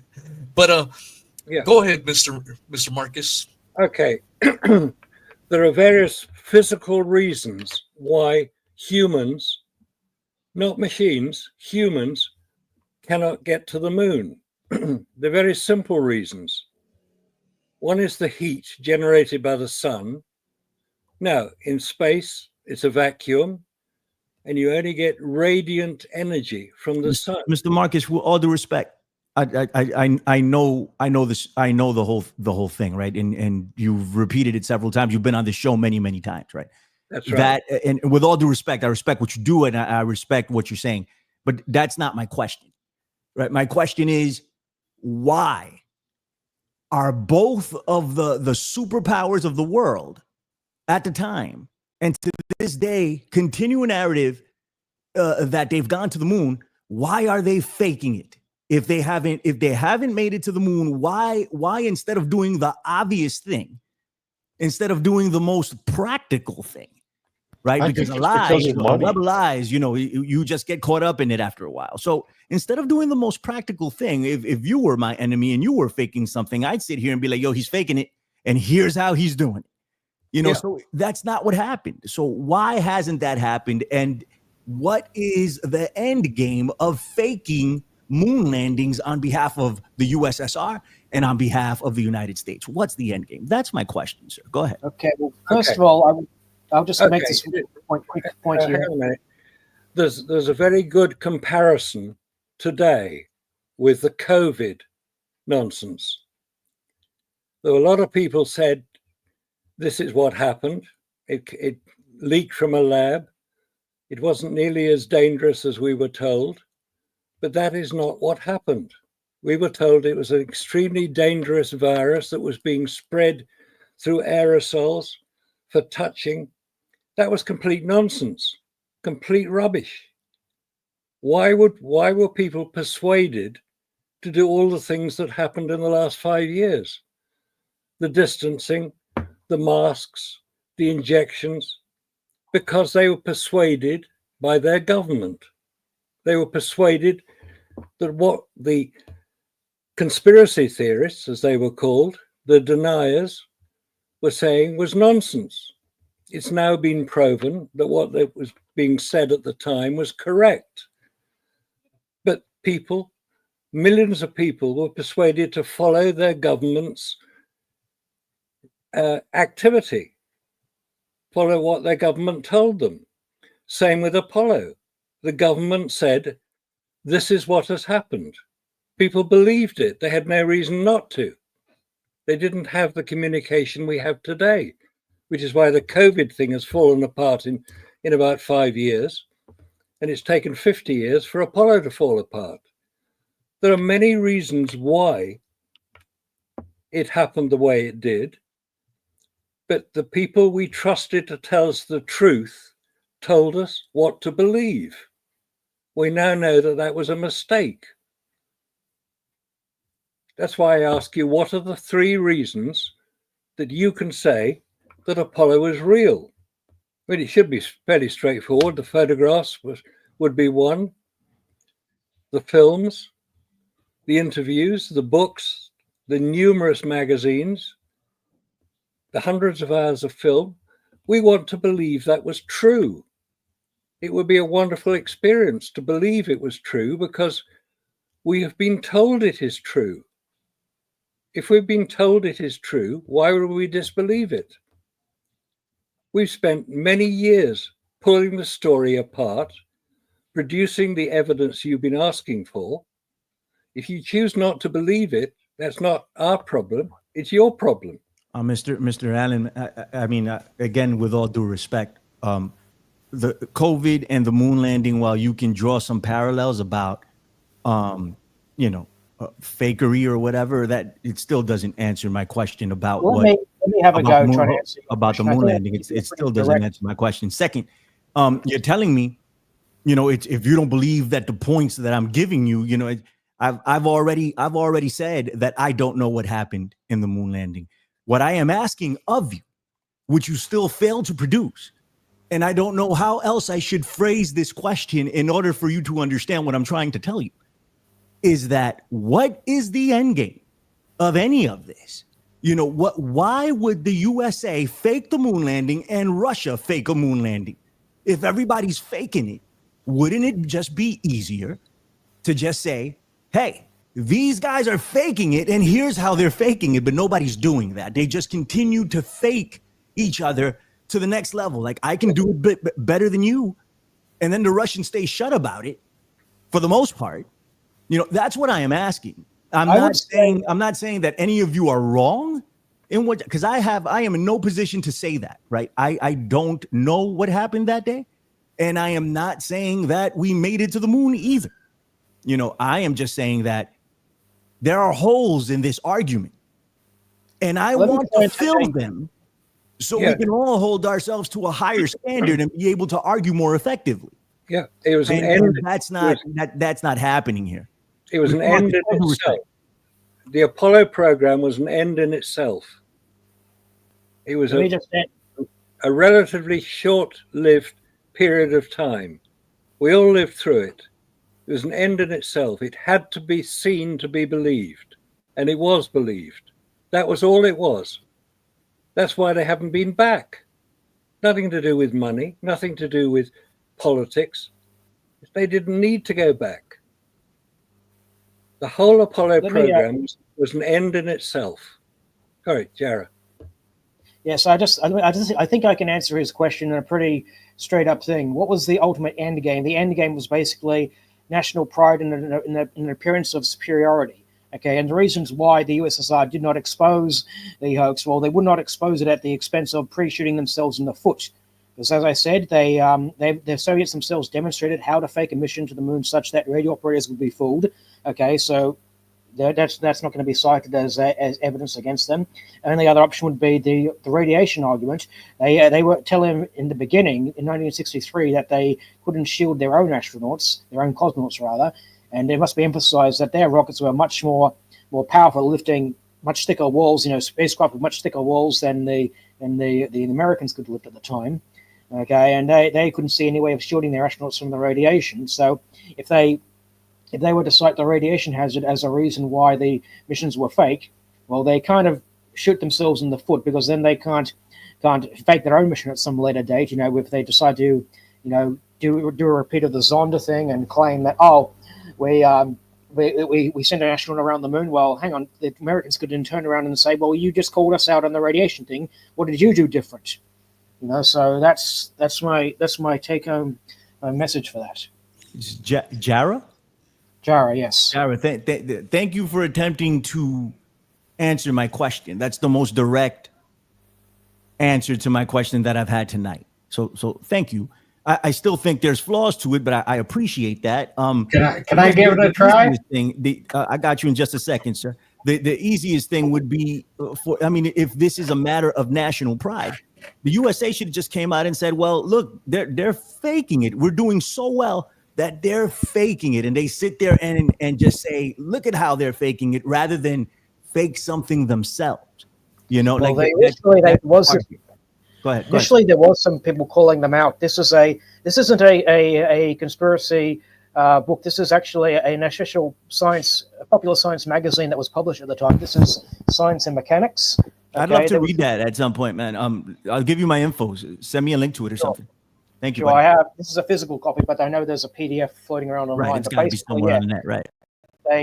This was in 1966. The American media was originally quick to call Russia out on certain things. In fact, the Guinness Book of Records for some time actually reported that Edward White was the first man to walk in space, not Alexei Leonov, because that's how seriously these arguments against some of the early Soviet exploits were. But as I said, now it seems to have become, well, you don't tell on us, we don't tell on you. It seems, there was wheat deals, as we said earlier, and there was even joint missions at some stage with the the Apollo Soyuz thing, and then there was the Shuttle Mir thing. Nowadays, it seems to be going in the opposite direction now with the whole, well, at least it was under Biden anyways, when there was the invasion of Ukraine, where the Russians were more quick to call the United States out on the fake moon landings with the Dmitry Rogozin thing, and that was, of course, after the United States took a stand against Russia's invasion of Ukraine, and of course now with Trump back at the helm, that might go the opposite direction again. We'll see what happens. Only time will tell, I guess. Okay, I'll try and take a crack at this question. The question you are asking is, why don't they admit that they faked it? Okay. The question I'm asking, First of all, it's a two-part question. You have a matter of Right, national pride. Mhm. Okay? And that's on both sides of the fence.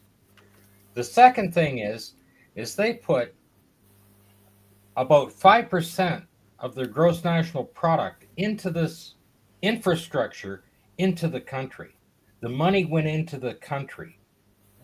Okay? The United States were doing very well economically. And if you take and say, oh, well, we faked it. Do you know how much negativity? Do you know how it's going to affect the culture? The infrastructure, all of the businesses that will now be left is like they built this economy based on this. Now they have to double down on it and keep it going. Okay? The money is tied in multiple countries. The money is tied in everywhere, right? If you want to put a dead stop to that, just say that it was faked. That's what's happening. Okay? And they keep doubling down. You can't have Alan Bean selling a painting with moon dust in it for $150,000 if they faked it. Okay? You can't have astronauts $100 a signature or more for them, right? You can't have them out to events. You can't have anything of that, right? All of that's fake. People are going to be pissed off to no end. Okay? They doubled down on it. They stayed doubled down on it. You have to realize that it was fake because there wasn't really, the Cold War really wasn't there. I mean, they put Skylab up, the two of them together, by 1974. I mean, that was hardly a dispute, right? But you just can't turn your back on the amount of money that went in to the United States to build that. Companies would just stop. They just shut down. Okay, you can't have that happening. And that's the same today. Okay, and they just keep making the adventure farther and farther. It's the moon, it's Mars, it's wherever, right? And if you listen to some of the other people, well, we're going to be an interplanetary species in a few years, right? We're all going to be having sex with aliens. It just depends who you're listening to. Okay, and it's like, oh, let's get on there. well, let's buy some Trump Bitcoin at the same time because that's just about going to get you as much money. Okay. That's where the problem is, right? And that's with both countries. But at the time, okay, the show of power wasn't in the fact that they had nuclear weapons. The show of power was in how well they could deliver them. Because nobody's going to light off a nuclear weapon if there's going to become one coming back at them, right? That's what the competition was about. A present example or related example is the weapons of mass destruction.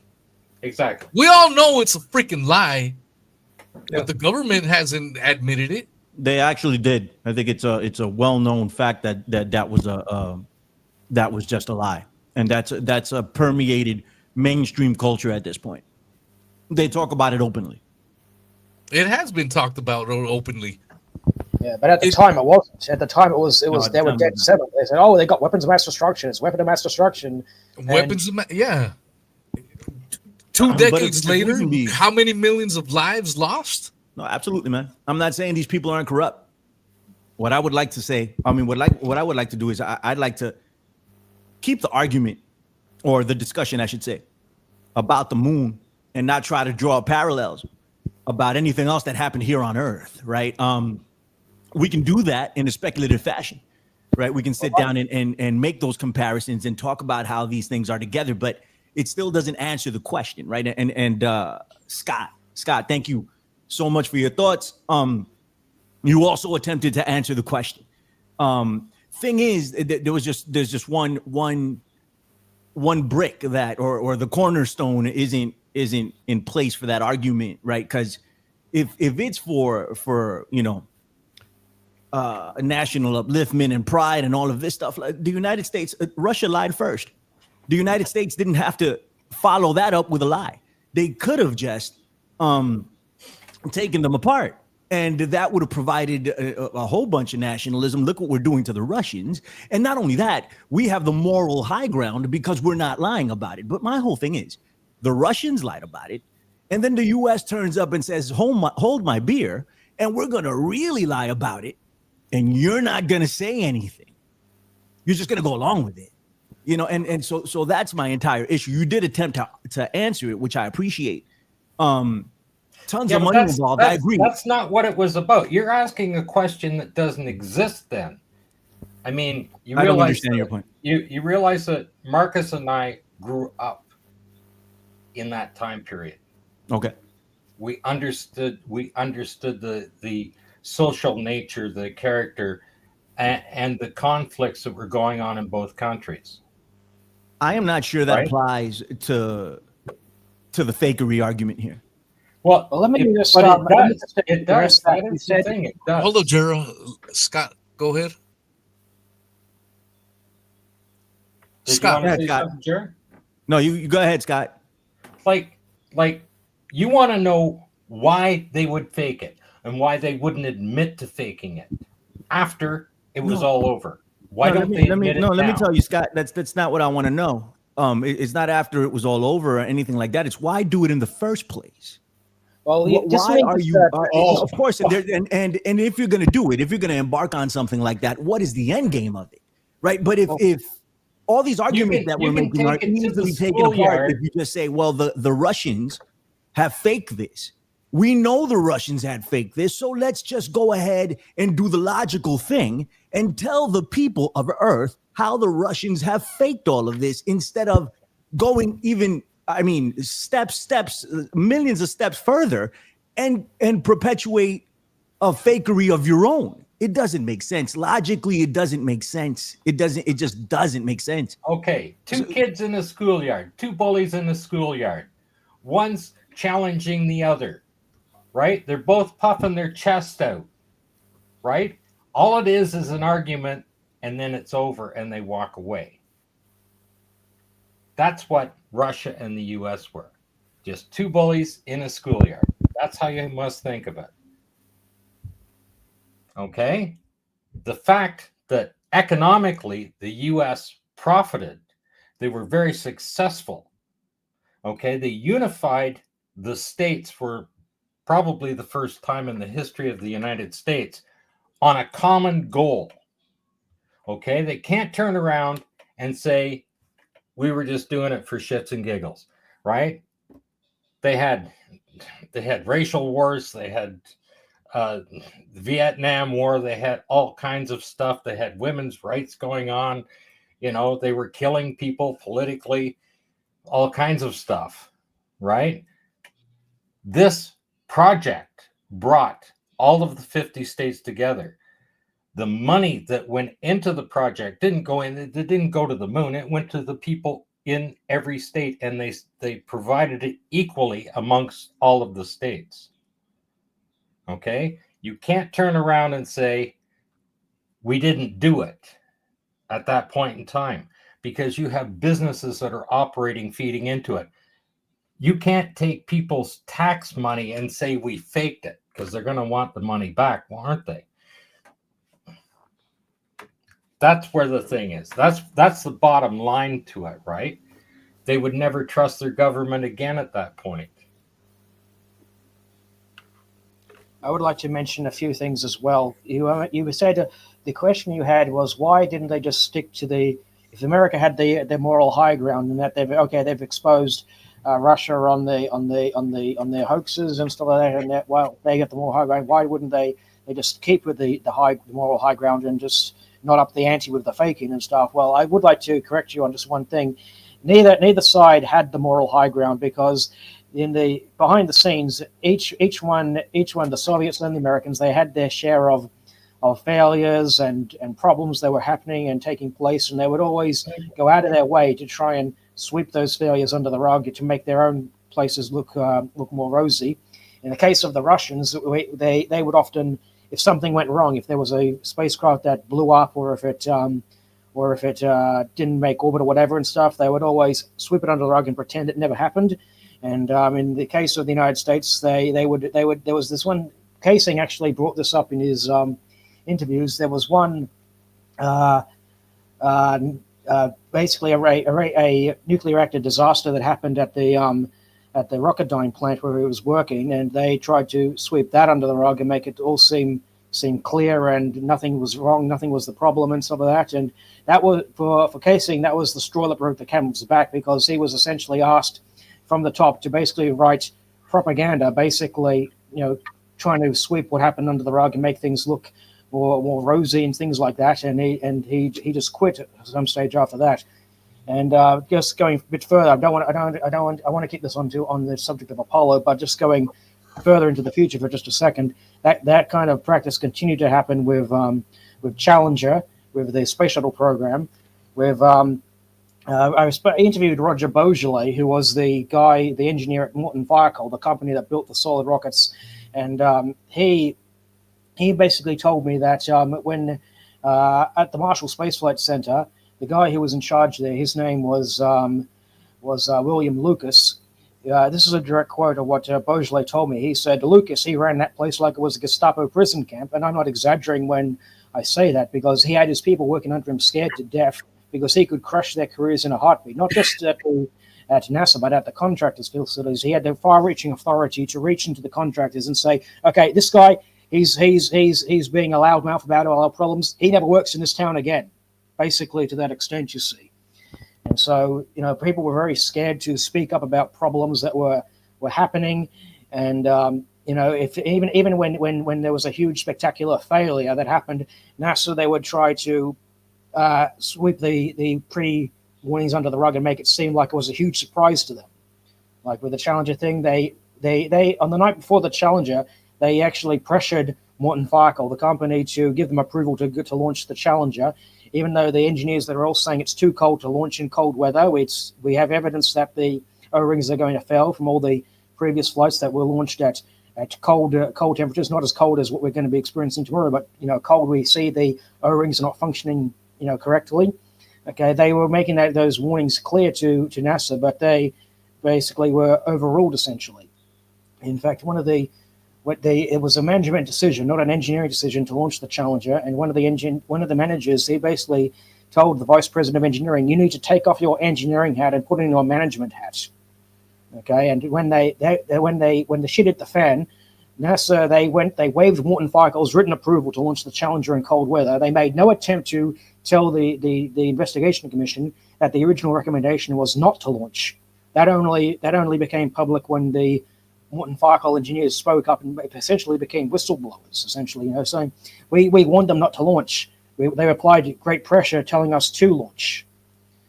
So and obviously there were similar fiascos happening, during the Apollo program as well, during Gemini and Mercury, that all these problems that constantly they were happening behind the scenes. And so it was never really any high ground. It was just who was better at, hiding their failures, essentially. I'll take your point, Jara, of the moral high ground. Maybe I could have used a different phrase to describe, right? The morality of governments is almost non-existent. So I'll take your point, right? On that aspect. But so let's flip it on the other side. They're quick to backstab each other or quick to take another down. That cannot be argued. So if that is the case, why wouldn't they just say they faked it? That's it. That's the whole thing. And we will never come. We will never come to a consensus on. Well, I wouldn't say ever. But it would take more than this conversation to come to a consensus about that particular question, because it fails to follow the rules of logic. Well, let me just explain to you my reference. I mentioned before that they couldn't really point to the radio telemetry tracking thing as an argument here, because the Russians, they already demonstrated how to fake a mission to the moon such that the radio operators would be fooled. I've already read this passage out before you came on, but I'll just read it in case you missed it here. This is a statement by cosmonaut Pavel Popovich. He's writing about the Zond 5 probe around the moon. He says, when we realized we would never make it to the moon, we decided to engage in a little bit of hooliganism. We asked our engineers to link the on-the-probe receiver to the transmitter with a jumper wire. Moon flight missions were controlled from the command center in Yevpatoria in the Crimea. When Zond 5 was on its path around the moon, I was at the center. So I took the mic and said, the flight is proceeding according to normal. We're approaching the surface. Seconds later, my report, as if from outer space, was received on the Earth, including the Americans. The U.S. space advisor, Frank Borman, got a phone call from the President of the United States, who asked, why is Popovich reporting from the moon? My joke caused real turmoil. In about a month's time, Frank came to the USSR, and I was instructed to meet him at the airport. Hardly had he walked out of his plane when he shook his fist at me and said, hey, you space hooligan. So it demonstrates that you could fake a mission to the moon such that radio operators would be fooled. And so I think if they were going to call NASA out on that, then they wouldn't be citing, radio readouts as evidence of such, because they already demonstrated how to fake it such that they would be fooled. And when it comes to the radiation, if you're going to call them out on the radiation hazard, you kind of shoot yourself in the foot, because now you can't fake your own mission and say, oh, we solved the radiation hazard. Well, okay, what did you do different? You kind of shoot yourself in the foot there, if you see what I'm saying. I think all you guys have been great sports. Thank you so much for hearing me out and attempting to answer my questions. Thank you so much. We Billy, can carry the discussion on, Billy. Can I say one last thing? What's up, buddy? Yes. I can't prove it, but in terms of your original question about, the different powers that, were, the enemies of the U.S. or whatever, I've come across, I can't prove it directly, but I've come across material over the years that Russia and China pretty much had their doubts about whether or not the moon landings were real or not, and that it was used as some kind of a blackmail thing. And I can't prove that, so I don't know why I'm putting that out. Well, let's just stick with stuff we can't prove, Chris. It's getting late, and I love the conversation. We could keep going for hours and hours, but I just feel for my man Marcus Allen, super late in the UK. Get some rest, sir. It's always an honor to have him on, and he does an excellent job. It was an honor to have my friend Billy Ray Valentine, who I mean, him asking these questions, no one should get mad. It just forces one to, all right, let's answer it. So I'm sure next week when I talk to Billy, I'm gonna hammer this again, and when we have our conversation, and one thing you and I can agree on is SpaceX would be dope, right? Like Scott brought up earlier. If the alien women look like a Star Trek, right? If they're green and they look like that, that's fantastic. I'm all for it. Let's go. Yeah, But I want everyone, if you guys like this conversation, please help us share it. I mean, the Apollo Detectives are super shadow banned, so really the only way to get the word out is by you guys sharing it. I want to thank Scott, Robert Williams, Jared White, the great Marcus Allen for joining us from the Apollo Detectives. Then we had my boy Chris Graves, who's done tons of great research. He's super well known in the community, and he called in. And then we have Billy Ray, another super well known. It was an all-star panel all around. It was great. Several legends on the panel tonight, and so great that we can do these shows every few weeks, and it's always a good time. Check out the links in the description, everyone, to check out the Apollo Detectives YouTube. Follow them on Rumble as well, and I will upload this conversation to the podcast. So if you only caught a little bit and you want to listen to the audio format, follow me on Spotify or your favorite podcast player of your choice. Thanks, everyone, for coming out. Much love, hugs, and kisses to all.